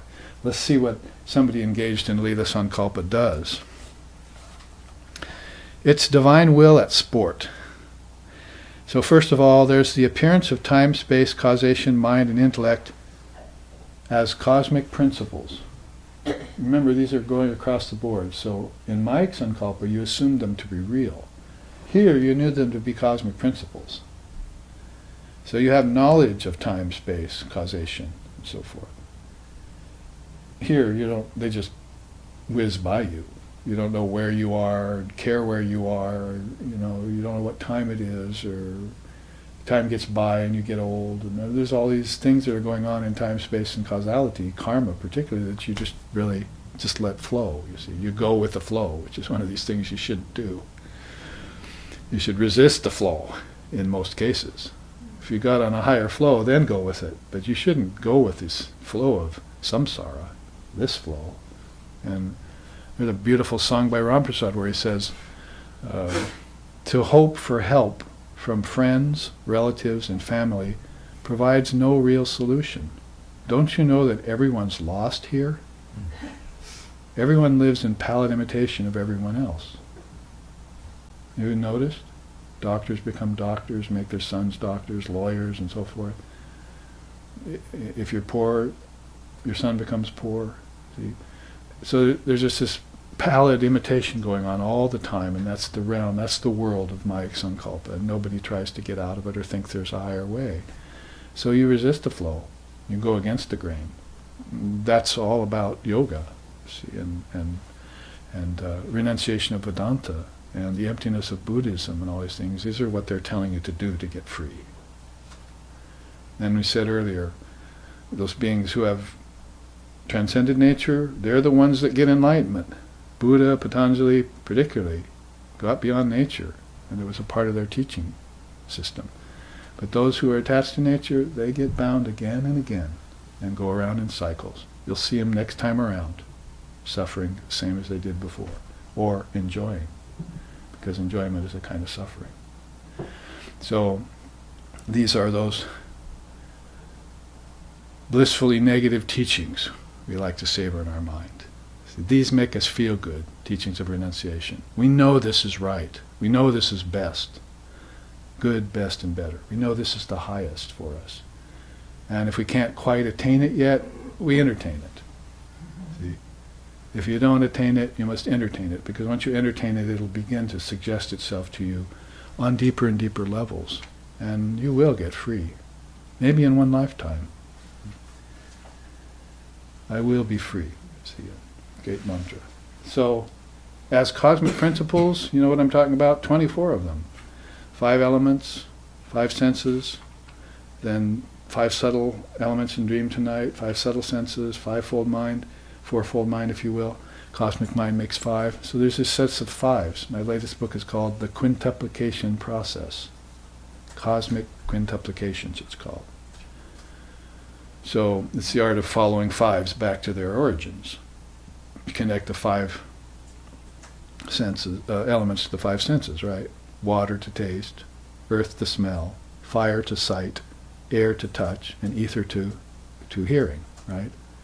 Those are connections. Those are called vyahritis. And these are why people are thinking of the 5 elements. They think they're real. But these people are thinking of the 5 elements, and they're seeing them as cosmic connections. See? That's a difference. That's the great difference. These people know it's unreal, but that doesn't really matter to them whether it's real or unreal. What it means is they can use this as a way to get back to their source. Here, you're just not using them, and they're taking you away from your source. See? So, welcome to the realm of yoga and Vedanta, you know, and Tantra and Buddhism and Krishna's teachings and so forth. The path to freedom, the voice of freedom, Vedanta is called. It's a famous book now called Vedanta, the Voice of Freedom. It tells you what is true and pulls no punches. And Vedanta is just, you know, Buddhism and Tantra in its current form. Vedanta, especially Neo-Vedanta with Vivekananda on the scene, it's just rehashing in a new way all these ancient teachings. I've not come to destroy, you know, the teachings of the prophets, but to reinvent them, you see, to restore them. That's what Jesus said, and Krishna, thousands of years before Jesus, said, I come again and again to restore the Dharma that has declined. So I come again to restore it, you see. So Krishna, Christ, Krishna sounds like the same being to me doing the same thing. And always keeping these teachings current. So I hope you get that point. Considering all of this is real and seeing it just as a connection to get to reality. Basically what we're saying here. If you know them as cosmic principles, then you can meditate on them. Otherwise, they just flow. You go with the flow, as I said. And you think you're okay. I'm all right, you're all right. But nothing's all right in Maya. Nothing's ever all right in Maya. You know that. You feel it. Death is coming, depression is coming, problems are coming, happiness is coming, and then that will go. So you can't depend on anything, right? I'll be happy soon, but yes, then I'll be sad again after that, see? So you want something stable and unchanging, finally, in your life. The pole star of your existence, the foundation upon which you stand has to be stable, bedrock, not sand. So that's why this is a primary teaching in Sankhya Yoga and in Vashishta's Yoga. Okay, come down to this level. Jnanakasha, Chitakasha. The universes are modes of awareness. They're not spaces, locations in space and time. See, we're thinking of them as San Francisco in a house. This is a location in space and time now. No, it's a realm of consciousness. Like Sixon, our founder, used to be really big on that kind of teaching. He'd go around and just pull you out of your thinking that you were in some location in space and time and put you right back in the fact that you're in your own mind. This is your mind made manifest. All of this came out of your mind. It's ego-based ideation, you see. The ego is a part of the mind. So stop thinking that way. See this as consciousness itself. Didn't we say it's all Brahman? No matter where and what it is? So begin looking at it like that. Change your mode of thinking. Change your mental posture. Change your whole perspective and start calling it what it is. Even if you're not sure if it's that, then at least making the decision to do so will show you if it's true or not. That's the problem with being on the fence and not making a decision. It would be better for you to make the wrong decision than stay on the fence. Because the minute you made the wrong decision, you'd see that you were wrong. Everything would rise up and you'd see you did wrong. So you'd get back on the right side of the fence, you see. So you can't stay indeterminate, right? You must make that decision, right or wrong. And if you're well informed by the Dharma, you'll probably always make the right decision for yourself. Now, so it's Jnanakasha. It looks like Bhutakasha, realm of objects, but it's actually the realm of knowledge you're in. You're sitting amongst your own knowledge. This is an object, right, but doesn't it just contain infinite knowledge that you're hearing in classes? This is an object, but doesn't it contain megabytes of knowledge of the Dharma? At least mine does. I don't use it for anything else but Dharma. My computer is not used for anything else but creating these charts and for communicating the Dharma to students. So to me, these are objects of Dharma, you see. They're mind made manifest, used for the highest purpose, to awaken people up from their predicaments, to free them. And that's a very serious bit of business. You should probably try and do it while you're sporting, see. Because if I get all serious about all of you getting enlightenment, I'm going to be very disappointed. Right? It's like any other teacher. If you're a teacher, you think, oh, all my class is going to become perfectly. They're going to get A's. They're going to go on and be great scientists and great this and great that. Not. See? So, you just guide each one to the level that they go and you're satisfied. That's detachment and detachment, right? You attach to them while they're learning and you detach for the result. You see, you don't get attached to the fruits of your actions. It just said that. For reasons of pleasure.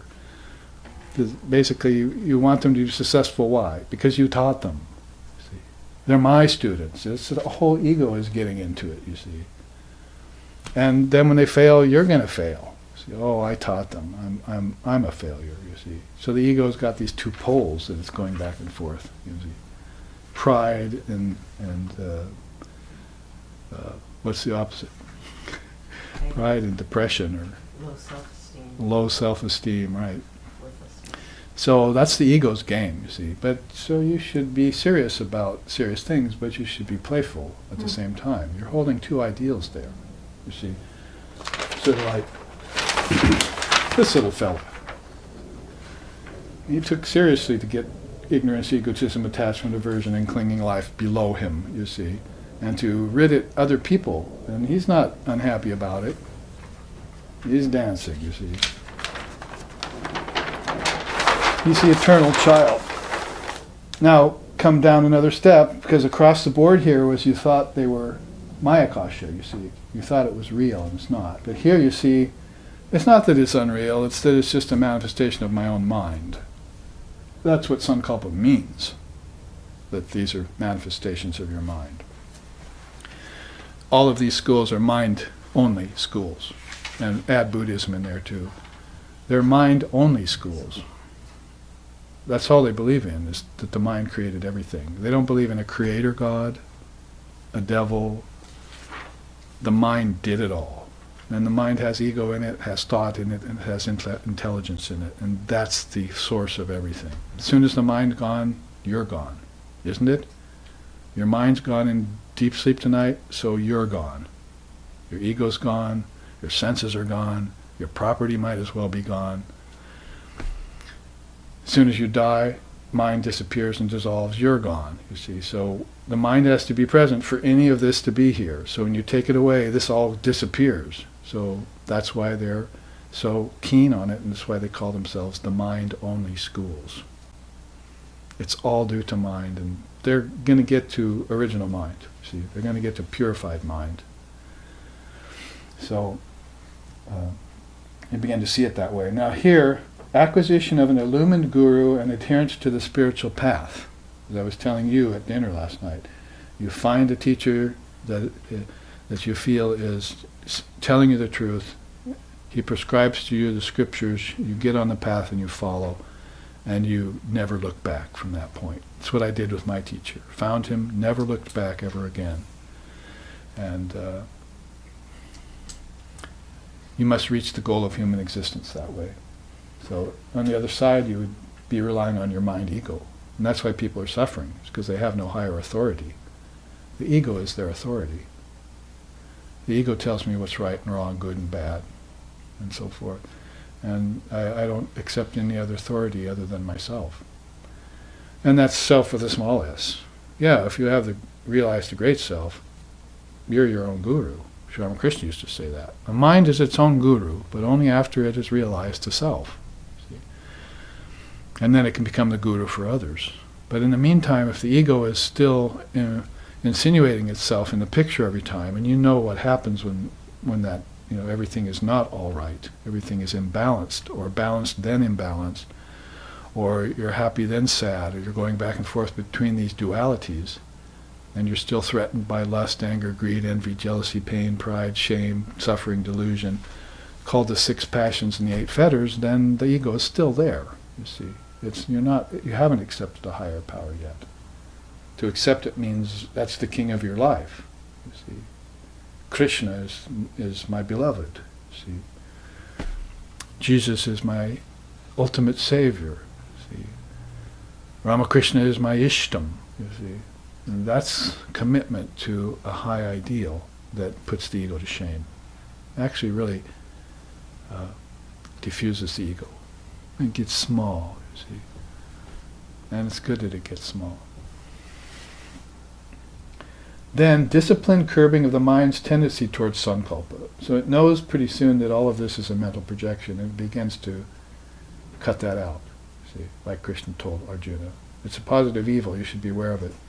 So now it's not projecting anymore. It's, it's these great battles we talked about, you see. It's very on guard against the evil that may manifest if it begins to project. Because if it projects things, good will come, but evil will come as well. See? Virtue will come, but vice will come as well.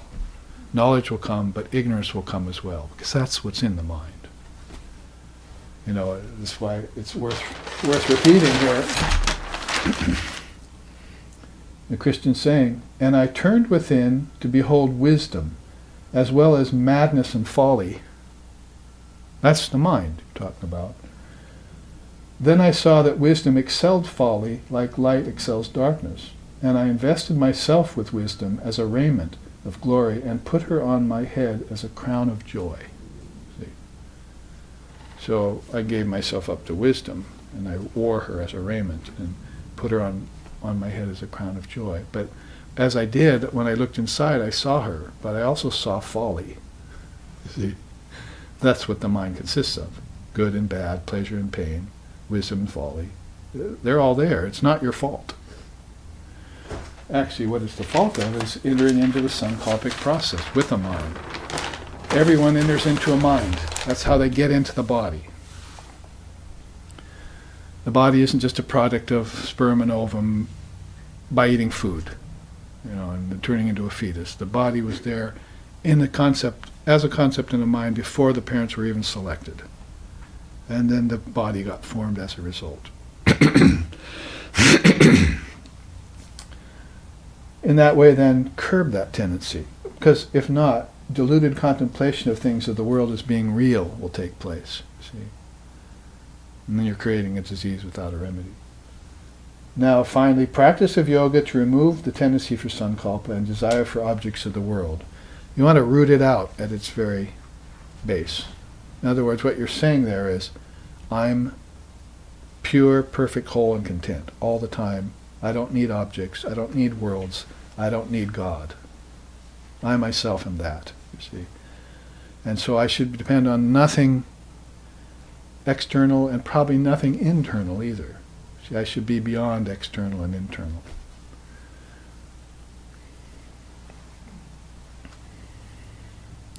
Shankara has said that beautifully in the Vivekachudamani. Om drishyam pratitam pravilapayan san matram anandaganam vibhavayam, he says. Basically he says, Brahman is an indeterminable mass of pure conscious awareness. Therefore, take what's outside and what's inside and render them into one indivisible state. Then meditate on that state, pass your time contentedly, and be free. So really there's no such thing as inner and outer. There's just one interminable mass of pure conscious awareness that even the worlds are made of it, you see. And so why are you thinking inner and outer? That's going to have to go pretty soon. See? And you're going to have to render that into one state and meditate on it and pass your time contentedly. That's mental savoring, isn't it? Now there's nothing in the way of me just contemplating the oneness of my own intrinsic nature, see? Or the not two-ness, see? The not manyness. And that's where peace abides. That's the only place peace abides, in not two-ness. As soon as two happens, there goes your peace. Even in a perfect marriage, man and woman, there goes your peace. Especially when the ego's still in there. So you want to have that treasure of the oneness that like sand becomes a diamond before the wind. See? The treasure of the oneness that like sand becomes a diamond before the wind. All the vicissitudes and vagaries and dualities of life should turn your consciousness into diamond awareness, like the Buddhists say. You see? Pragyaparamita Sutra, the diamond cutter wisdom teaching. See? And you should be that confident and fully abiding in yourself all the time, with no substitutes. See? No masqueraders, no usurpers to the throne. See? That's freedom. If you move, so you do that with yoga, and you remove that tendency of sankalpa. I'm fine like this. I'm not going to let the mind go anywhere, except in meditation on oneness. See? If it ventures out, sankalpa, you see.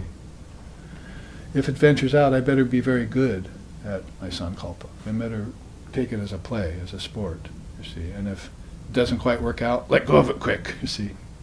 Once you let go of a hot potato quick, see. So when thing turns in your sankalpic process, if you're into it and all of a sudden it begins to go sour, withdraw, you see. Witness. And that's why you meditate again every morning. So you look at your past day. Somebody insulted you, begins to nag at you. Pretty soon you have rancor building. Then you have hatred. Then you have vengeance, you see. Oh, before that even happens, before you get into that whole downward spiral, you meditate it away. Oh, it doesn't matter. What he says is not true anyway. Why should I get bent out of shape by it? You see, you just neutralize it right there on the spot. True, some things are harder to neutralize than others. There's some very grave injustices going on that are very hard to surmount. But if you take these teachings literally, you'll know that everything is unreal ultimately. No matter how many Hitlers or Attila the Huns or whoever else comes to the world, nobody ever was born and nobody ever died. They were all the one soul at all times, and they just were playing. If they were playing in a good way, then they gave up their form and had no issues with it. If they weren't, then they got attached to the form and got born again and again in suffering, all the way down to in ignorance in rebirth. See? Wheat from the chaff again. Discrimination, detachment, vairagyam. It's just the watchword for Vedantists. And you never leave home without it. See? That's a very good statement, actually, because your home is Brahman, right? So if you do leave home, you should take your discrimination and your attachment with you. This very teacher, Lord Vashishta, was one of the 10 mind-born sons of Lord Brahma in the early days. Talks about that. The first disease is rebirth. That's his teaching. That's the first disease. Then, the essential part of that is, if you are reborn with discrimination, you can cure that disease. If you're born without it, then it turns into a disease without a remedy. You fall. So discriminating wisdom is the one thing you should leave home with. The only thing you should not leave home without is discriminating wisdom. Atman, knowledge of yourself. So you're playing in these fields of the Lord, right, as Jesus said. But you're playing all the time with knowledge that you are the Lord. See? You are one with your Father. And so that saves you from every situation, no matter how dire. So this is Vedanta, voice of freedom. Now if we go down here, attenuation of sankalpa via the practice of asamvedana, non-receptivity to desires. So pretty soon if you attenuate your desires through the practice of yoga, pretty soon you can gain that very rare state of asamvedana. I call it asamvedana. That means you're not receptive to desire anymore. Before you were trying to attenuate it or to fulfill it in some way, trying to satiate it, which is very difficult to do. It keeps coming back like fire, when you pour gasoline on it. So instead you eventually become non-receptive to it. Now I had to think of a metaphor for that, so I thought of there's a man sitting on a very peaceful lake, and he's got his toes in the water, see, and he's sitting there meditating. A mile or two across the lake, somebody drops a little rock in there, see, and a little set of waves comes across, you see. And it gets smaller and smaller, and finally it just laps against this man's toes, you see. Just the slightest little variation in the mind waves, you see. And so he feels that, you see. Or maybe say the idea of somebody walking along the railroad tracks, and every once in a while he puts his ear down, and pretty soon he can hear through the tracks a train coming miles away. So when it comes, he just steps off the track. So your karma is like this train that's headed for you, and it's going to, freight train style, mow you down. But if you have non-receptivity to your desires, it's like putting your ear to the tracks, and when it comes, you just step away, and the desires go by, and you have nothing to do with them. So it's a very rare art. Signature teaching, one of them, of Lord Vashishta, is asamvedana. It's one of the superior ways of dealing with your desires, if you can manage it.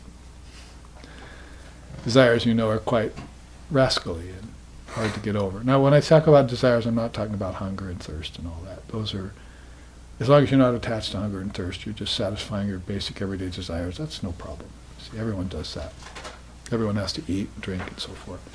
But these desires that are inordinate, that cause karma, that are based in jealousy and other passions and fetters and things like that, cosmic karma has to do with your ancestors and so forth, that you want to attenuate and cut out of the picture. Because across the board there, you're longing for desire-based existence. So I was saying at the dinner table last night after we had our prasad meal after the puja that there's one addictive substance in the universe. It's called prana, life force. If you're addicted to cocaine, it's the prana in the cocaine you're addicted to. If you're addicted to food, it's the prana in the food you're addicted to. If you're addicted to sexual act, it's the prana in the sexual act you're addicted to. It's life force everyone's after. That's why they're reborn. They want to live life in the body. See? So Vashishta comes along and he says, well, I don't know about that. I've experienced life outside the body and it's much better. But if you're going to do it, let's split this into two, you see, and show you how you could fall. If you're going to engage in sankalpa and vikalpa, how not to do it, see, and how you can do it and escape unscathed. See, be free of your desires at the end, and that's what we're getting to here. So, contemplation of all with the eye of abhava. Abhava yoga is the yoga of emptiness or non-existence. You see that everything is empty of substance, and you like it that way. See? Before desires and all that filled your life, right? Life force filled your life. Running after things, enjoying things, having passion for things, passion for art, passion for music, passion for this and that. And pretty soon it ran your body ragged. And pretty soon you couldn't enjoy life force anymore. Your organs couldn't take it. Your eyes died and your organs went bad, you see. And prana couldn't be enjoyed anymore. That's why prana is not Brahman. The two are different. People sometimes mistake life force for God, nature for God. You see. No, that's not true at all. So this ability then is very important to see everything as empty and to be happy with that emptiness. That's abhava yoga.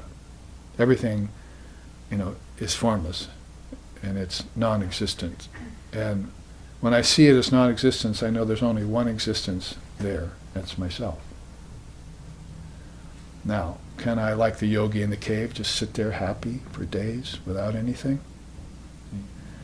Or like the man on the mountain, so he climbed the mountain, can I just stay up there and camp for days without the world? Can I be happy? Can I be content? Is probably a better way of putting it. So yes, I can, and I find that I prefer it.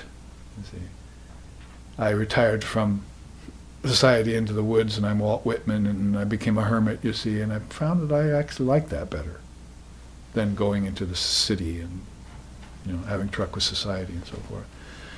So you begin to prefer this path of the alone to the alone, see, because that's the truth of it.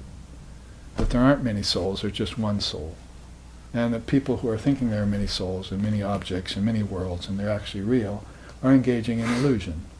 Sankalpic, mayic sankalpa, see, power of obscuration. They're putting all sorts of things over reality and calling them reality. Oh, now my child's God, and now my pleasures are God, and angels are God, and whatever fancy of my imagination I can create, that's God. And none of it was God ever, because God is always formless. So I prefer the formless now, you see. And that was Lord Buddha. Swami Vivekananda called him the greatest soul that ever visited Earth. So Lord Buddha was this completely solo being. Two things he said toward the end of his life were very beautiful. He said, "O architect of Maya, I have seen thee. Now that I've seen thee, I will not build homes anymore. I will not build homes of wood. I will not build homes of stone. I will not build homes of flesh and bone. And I will not build homes of wise ideation, see, from the mind. Create worlds of name and form out of my mind. I'm done with that. I'm gone and gone forever." So this is the kind of soul you find when you contemplate an Ishtam, like Lord Buddha. You have to be ready for that, you see. A person who's just absolutely pure Buddha nature, perfect and pure all the time without any desire for anything, ever. And so, what can you do but this, and bow. Take refuge in the Buddha, take refuge in the Sangha, I take refuge in the Dharma, Bodhisattva, Bodhisattva. The lines of a song. So that's the triple refuge, the triple gem. You take refuge in those, like we're saying here in our tradition, Guru, scriptures, and your practice, your spiritual practice. That's all you need, ever. Let the world go on as it will then. See? Let the dream continue in other people's minds, but you wake up. So, Samvedana and Abhava, very much signature teachings of Lord Vasishtha. Finally, in this Lila Sankalpa, there's the attainment of samadhi and absorption into Brahman. Of course, that's the end of all of these, getting samadhi. Non-dual samadhi. It's Satori in Zen, it's Asampragyata in yoga, it's Nirvana in Buddhism. In Muslim, it could be called Fana. Maybe in Christianity, you could call it beatific vision. Whatever the case, every religion has its seers, and it has its description of that unique state, which is formless with a capital F. It's beyond nature, it's beyond ideation, it's beyond sankalpa. So this person who does Lila Sankalpa is going through that, nirvana, sadhana, and realization. Their life is based on that. They're born with the idea of their innate perfection. They practice sadhana in life to remain aware of it, because it can go away if you're not careful. And then they get realization at the end of their life and return to Brahman. See, that's the whole mode of Lila Sankalpa. But this poor soul starts out in samsara, that is, rounds of birth and death and ignorance. That is, the last lifetime he came from was ignorant. So this lifetime is ignorant too. See, born with some samskaras. And then spends his life in worldly preoccupations and becomes complacent. See, and then is reborn again in the wheel of time. Kala Chakra, Lord Buddha called it. Kala Chakra, the wheel of birth and death. Dragged from birth to death and death to birth, the soul. So Vivekananda mentions that in his song of the Sannyasin. Let darkness go, the will of the wisp that leads with blinking light to pile more gloom on gloom.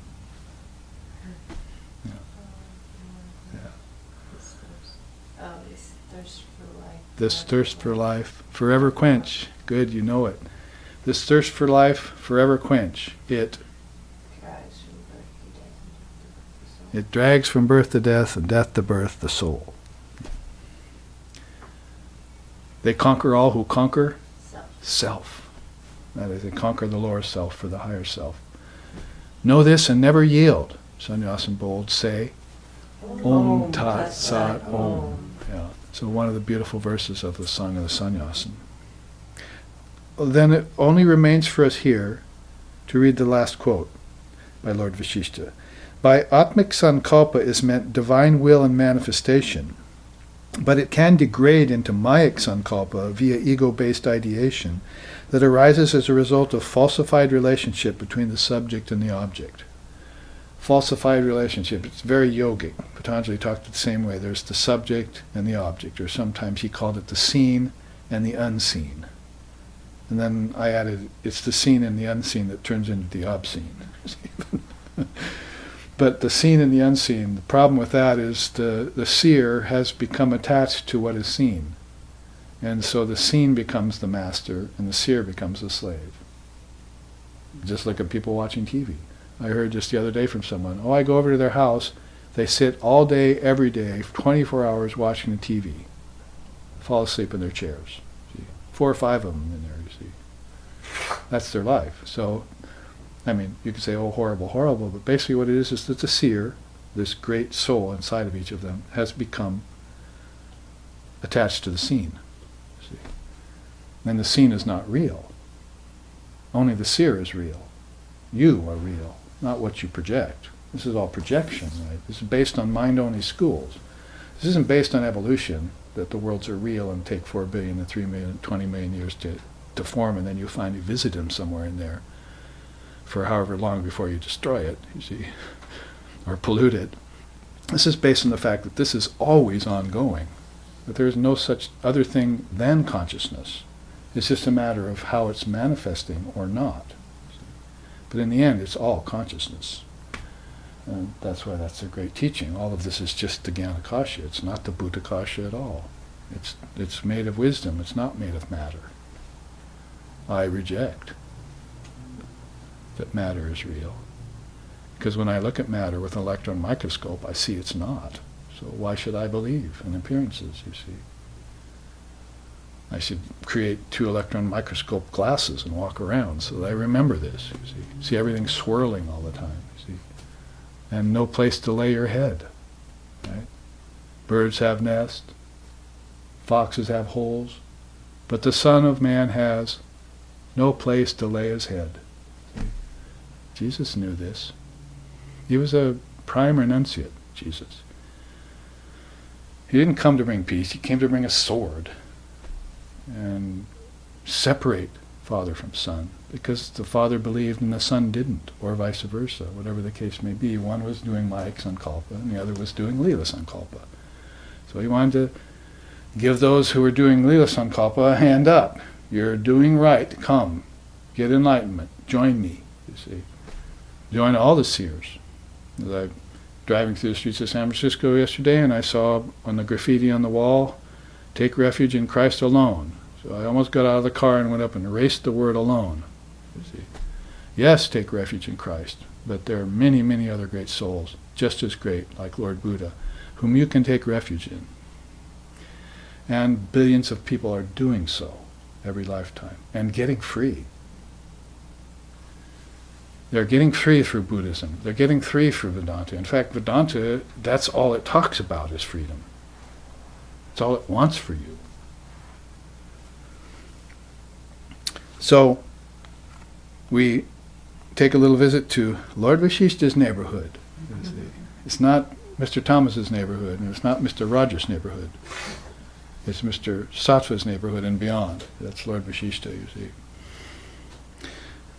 All right, I told you that we were going to come to the end of chapter 5, and we will, because the next slokas that lead up to the end, we're taking all at once. Let me read them to you.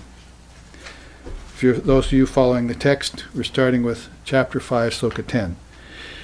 That Brahman is neither female nor male nor neuter. Whatever body it assumes, it becomes identified with that. By desire, contact, sight, and delusion, the embodied soul assumes successfully various forms in various places according to its deeds, just as the body grows nourished by showers of food and drink. The embodied self chooses many forms, gross and subtle, based on the qualities belonging to itself, and to its actions, and to the mind. The cause of their combination is found to be still another cause. That is, the real cause is Brahman behind everything. But they're living by the cause of their ego and their mind alone. They're not giving themselves to Brahman or realizing Brahman. They're just worshipping the ego, basically, and following its dictates. Realizing that one who is without beginning or end, who creates the cosmos in the midst of chaos, who assumes many forms, and who alone envelops everything, one becomes free from all fetters.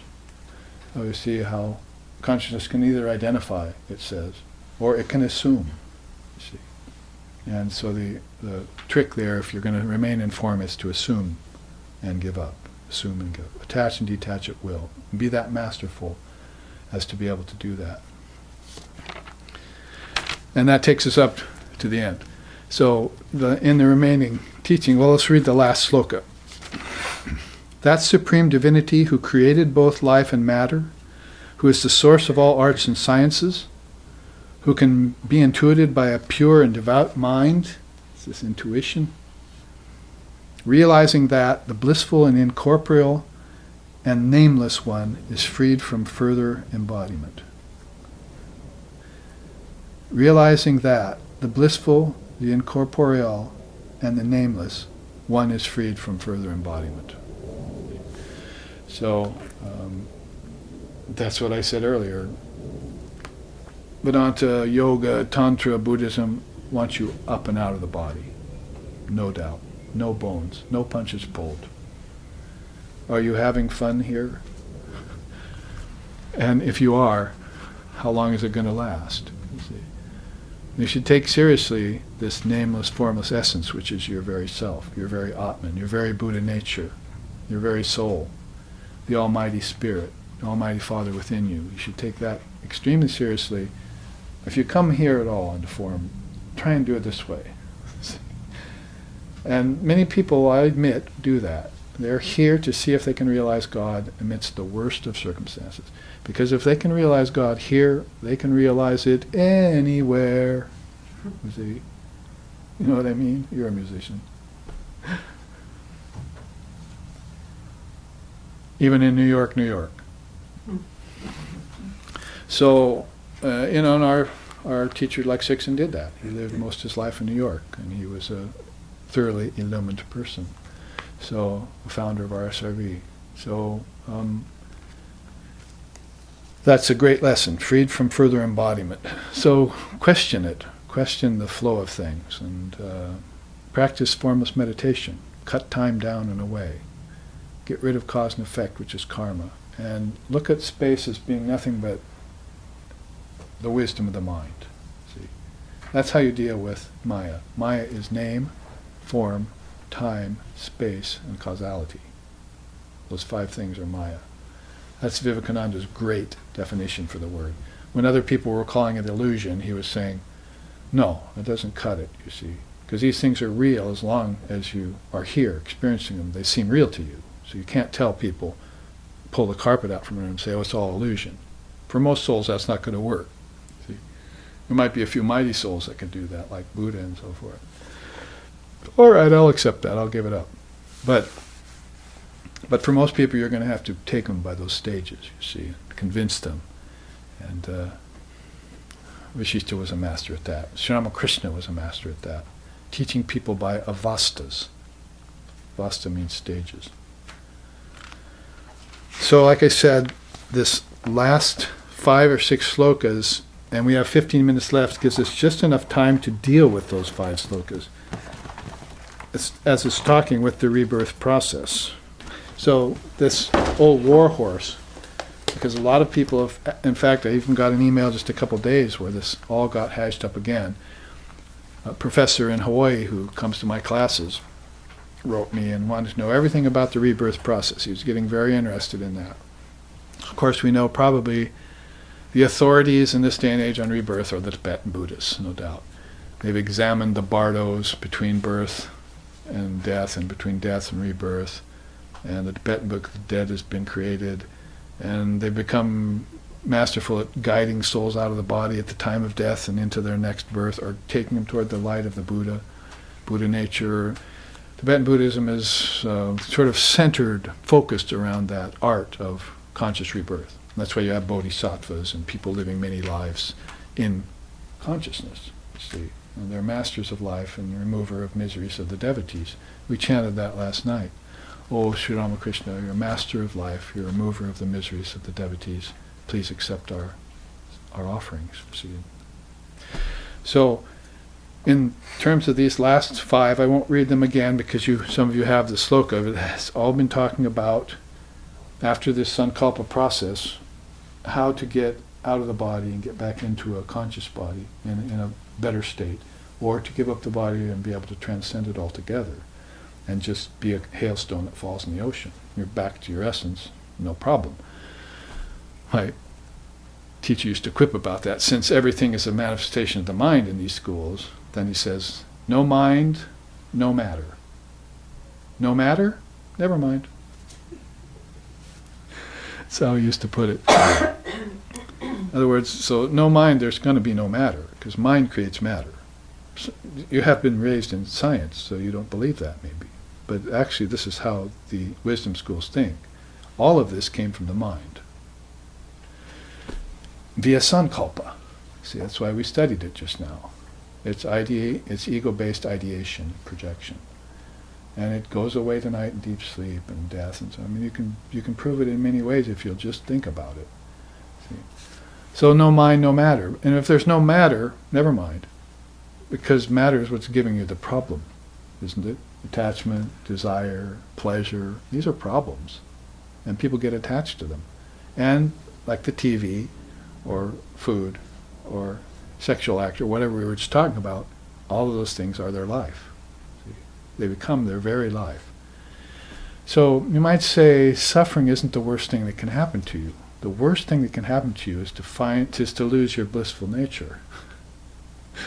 Because what are you missing out on? Just look at Sri Ramakrishna's eyes.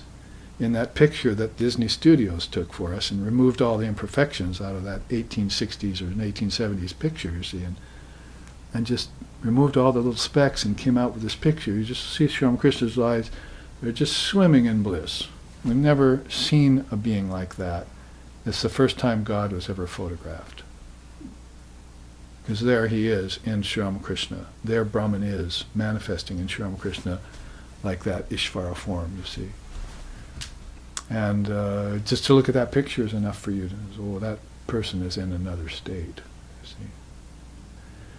And there's a funny story that when Sri Ramakrishna saw a picture of himself, he didn't know what he looked like. He didn't have a mirror or things like that. He was very, very unattached to his body. So he saw, Holy Mother had a picture of him that someone had taken without him knowing it. And so he saw that picture on her mantle one day when he peeked his head in her room to wake her up for meditation or something. And he took that picture and looked at it and said, this picture shows a man in a very high state of samadhi. He wasn't even talking about himself. And he said further about that picture, I don't know if it was then or later, this picture will be worshipped around the world by millions of people.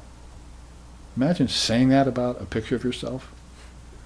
But that's exactly what happened. 5 million people now have that picture on their mantle, on their altar. They're offering flowers and incense to it. They're meditating before it. Talk about prophecy. Self-fulfilling. Self-actuated, really. So it's an amazing phenomena. Avatar always is whenever he comes, and we have a hard time recognizing him because we're engaged here, you see. The world is more important. But God comes to tell you that the world's not that important, that you should play in the fields of the Lord and then just be free, you see. Whether you're in the form or not, just be free, that's all. Sounds simple, but you can make it very complicated, and people do.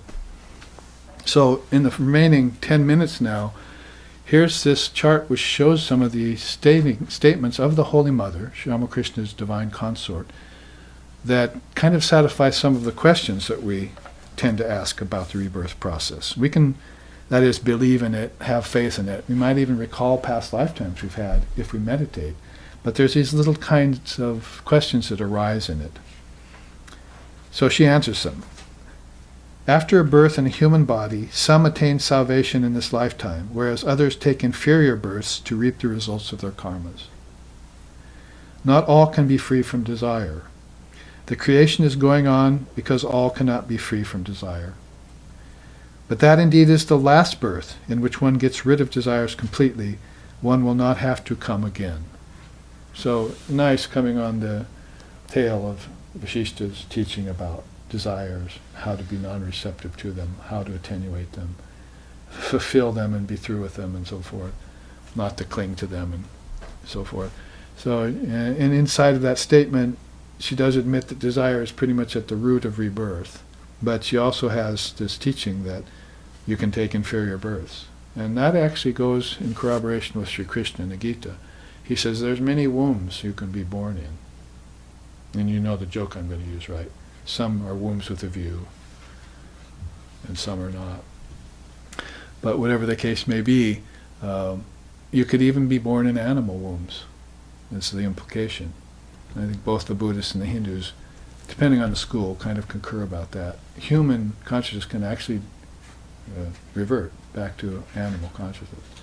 And if you've owned an animal, loved an animal, and so forth, you kind of know that there's some sort of soul in there, you see. And maybe some kind of even higher consciousness and intelligence is in there a bit, you see. So anyway, that's speculative, but it's inferred. Let's put it that way. That there are many wombs to be born in. Besides, why vex over it? There are many animals that are living much better lives than many humans.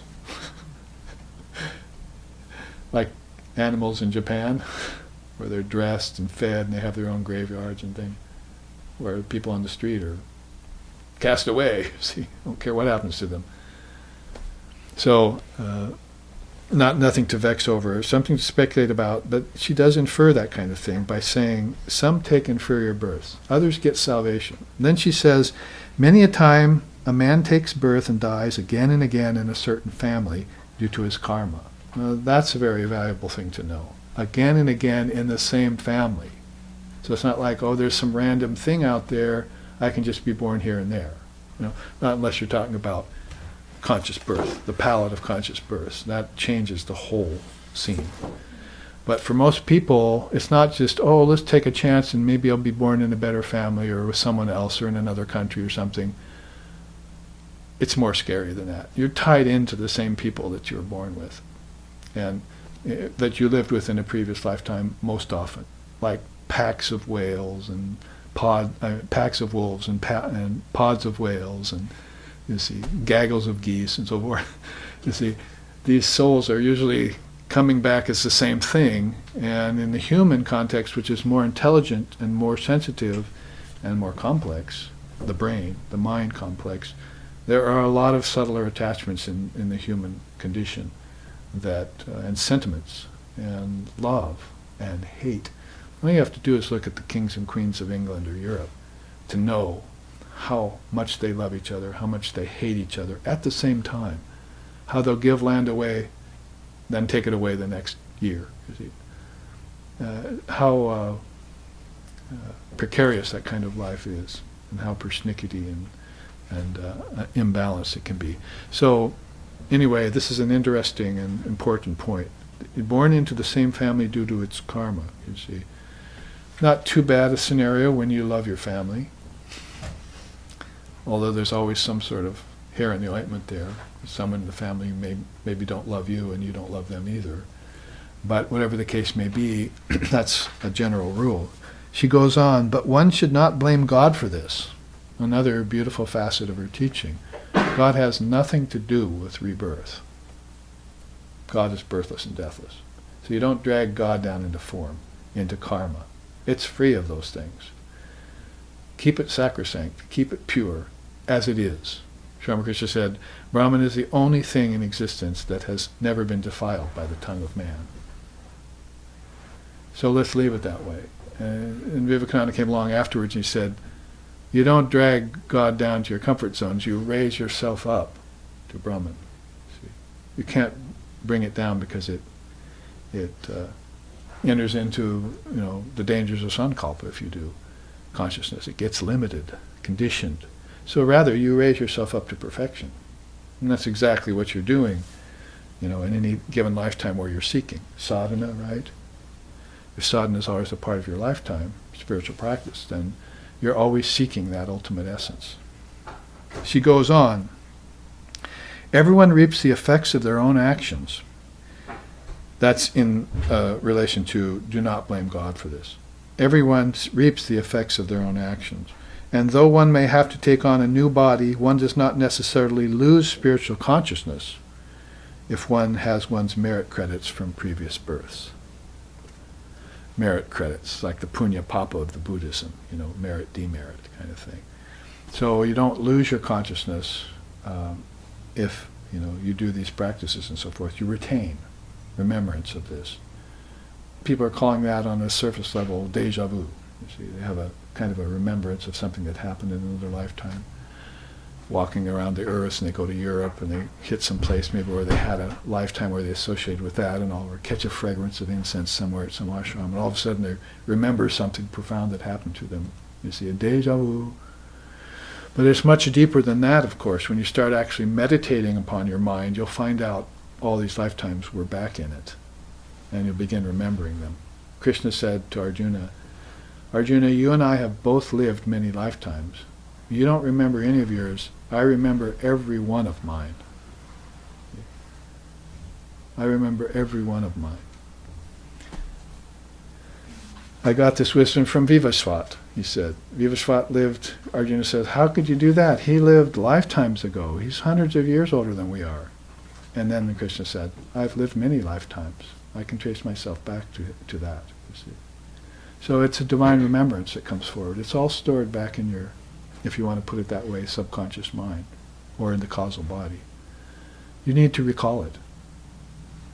And when you do recall that kind of thing, you won't seek knowledge outward anymore. You'll find it all within you. I was saying that to people in college classes a couple months ago. I said, I see you're here in class again. Why? The teacher's nervous, You've learned all this already. Why are you back here doing it again? It's all within you. Let's break down these walls and take people out in nature. They'll learn more there than in a classroom. That's what Vivekananda wanted to do. Schooling the grades should be abolished. The older should take care of the younger and teach them. The younger should look up to the older's ideals and get them out in nature, and then teach them the Dharma out in nature. You see, not this way everything is now. It's constricted, based in knowledge that's only a breadwinning. Gives you a breadwinning education later. Sri Ramakrishna walked out of school, in the grade school. He would never, we call him illiterate now, but he tapped into the perennial wisdom and was the most knowledgeable person we know. See, and he never took a year of schooling, as it were. So that's going with the flow or not, you see, as we were saying earlier. So you see how all of these teachings give rise to so much. Now, about these three, and then we'll end here. Here's the immanent world with the physical body, and you can throw the astral body in there too. And then the transcendent world with the subtle body and the causal body, and then the true being called the Atman, the absolute world. So these are called the three worlds. They're very famous. In another sense, you could say Bhur Bhuva Swaha. In the beginning of the Gayatri mantra, it speaks of the three worlds. So you could call it immanent, transcendent, and absolute. Three worlds inside of you. General classification of the kingdoms of heaven, which are many more. Or the lokas or akashas of Tibetan Buddhism. But if you want a general overall triputi for it, it's just immanent, transcendent, and absolute. So she says here, people here in the physical world, people with desires take their births again and again. Afterwards they go to other planes and experience pleasure and pain, and in course of time are born again in human form. Well, that's heaven to earth. Heaven to earth. Maybe throw a little hell in there. See? So the Vedantist doesn't want that. And it doesn't want a post-mortem emancipation where you get free after you die. You want to be free right now because you are free right now. And that's the truth of the matter, so step up. You see. Declare it. You can even put it on falsely. Say, I am free. And you don't feel you're free, but say, I am free, and just see what happens. See? The ego will start saying, well, actually, I kind of like the sound of that. Maybe I am free. See? And then all of a sudden you'll be thinking in terms of freedom and not bondage. See? They read Sri Ramakrishna a little bit of the Bible, and he said, stop, after a page or two. He says, they're talking about sin all the time. Man should never hear about sin. He should always hear about his eternal perfection. So you water the flowers in my tradition, not the weeds. Or if you want, take water away from the weeds and let the flowers bloom. In the causal subtle body, we'll go a few extra minutes here. All people, excepting some highly advanced souls, live in a spirit body for a year after death. The spirit body can be likened to a body made of air. So she uses that as a metaphor, of course, but it's the subtle body she's talking about. It's a mental body you live in. You go into it in dream tonight, so you're aware of it. But when the silver cord is cut, you see they say there's a silver cord that holds the soul into the body. So that's one way of teaching. But when that gets cut at the time of death, it snaps. Then everything that was in the physical goes back to the subtle, you see. And this seemed real to you when you're in the physical body. Now this doesn't seem real to you anymore. It becomes a matter of past memory. And you're in your subtle body, and that seems real. Call it heaven, or call it a higher world. Some people go to higher planes of existence, she says. So you say, a lot of people might take rebirth after a year, or some people might take rebirth after 100 years. In the case of those who take longer to re-embody, they don't remember much. You see, everything has changed by the time they come out again. Locations, houses, cities, people they knew. So after 100 years, you take a rebirth again, and you're walking around like, this is all new. But if you come back sooner, you're pretty much a more enlightened soul. You see, you have work to do. You have some karma to finish up, maybe. Or you have to be about your Father's business, as Jesus said. So you can incarnate. Incarnation, that is, depends on the soul, the time frame. And ignorance or lack thereof, or complete freedom from, predicates the whole matter. Let's read the last one and we'll end. Only those who belong to a high spiritual category can be renunciates and gain liberation from all kinds of fetters. I bless you, she says, so that you may attain liberation in this life. Birth and death are extremely painful. May you not suffer from them anymore. And another time she said, may you not be reborn in the body ever again. And when I first heard that, that's when I bowed to her, you see. And not all these other women teachers out there who are trying to make everything all right with the world. She wanted you up and out of the body and all its suffering. So I bowed to her, and I took refuge from her, and I took initiation from her student, Swami Shishananda, from her disciple, and never looked back, you see, because that was the ring of freedom to me. The voice of freedom was there in her voice. And he used to tell us when we were with him, I've heard her voice, I've seen her face, now I long for her grace with all my heart.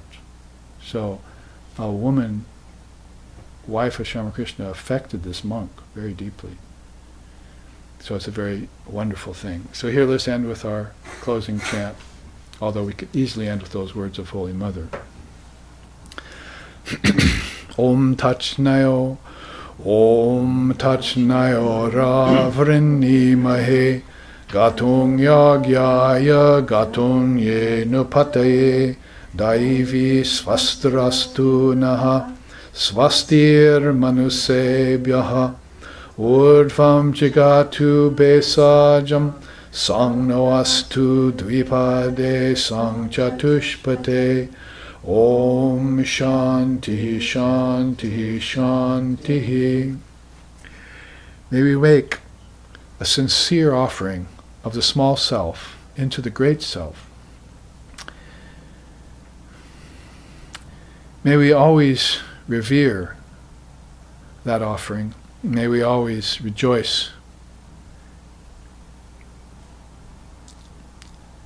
in sacrifice to the Mother of the universe and the great Lord. May divine blessings be upon us. May peace be unto the entire human race. May healing, well-being, and prosperity also then abide among us. Om peace, peace, peace. May peace be unto us, and may peace be unto all. Om Hari Om.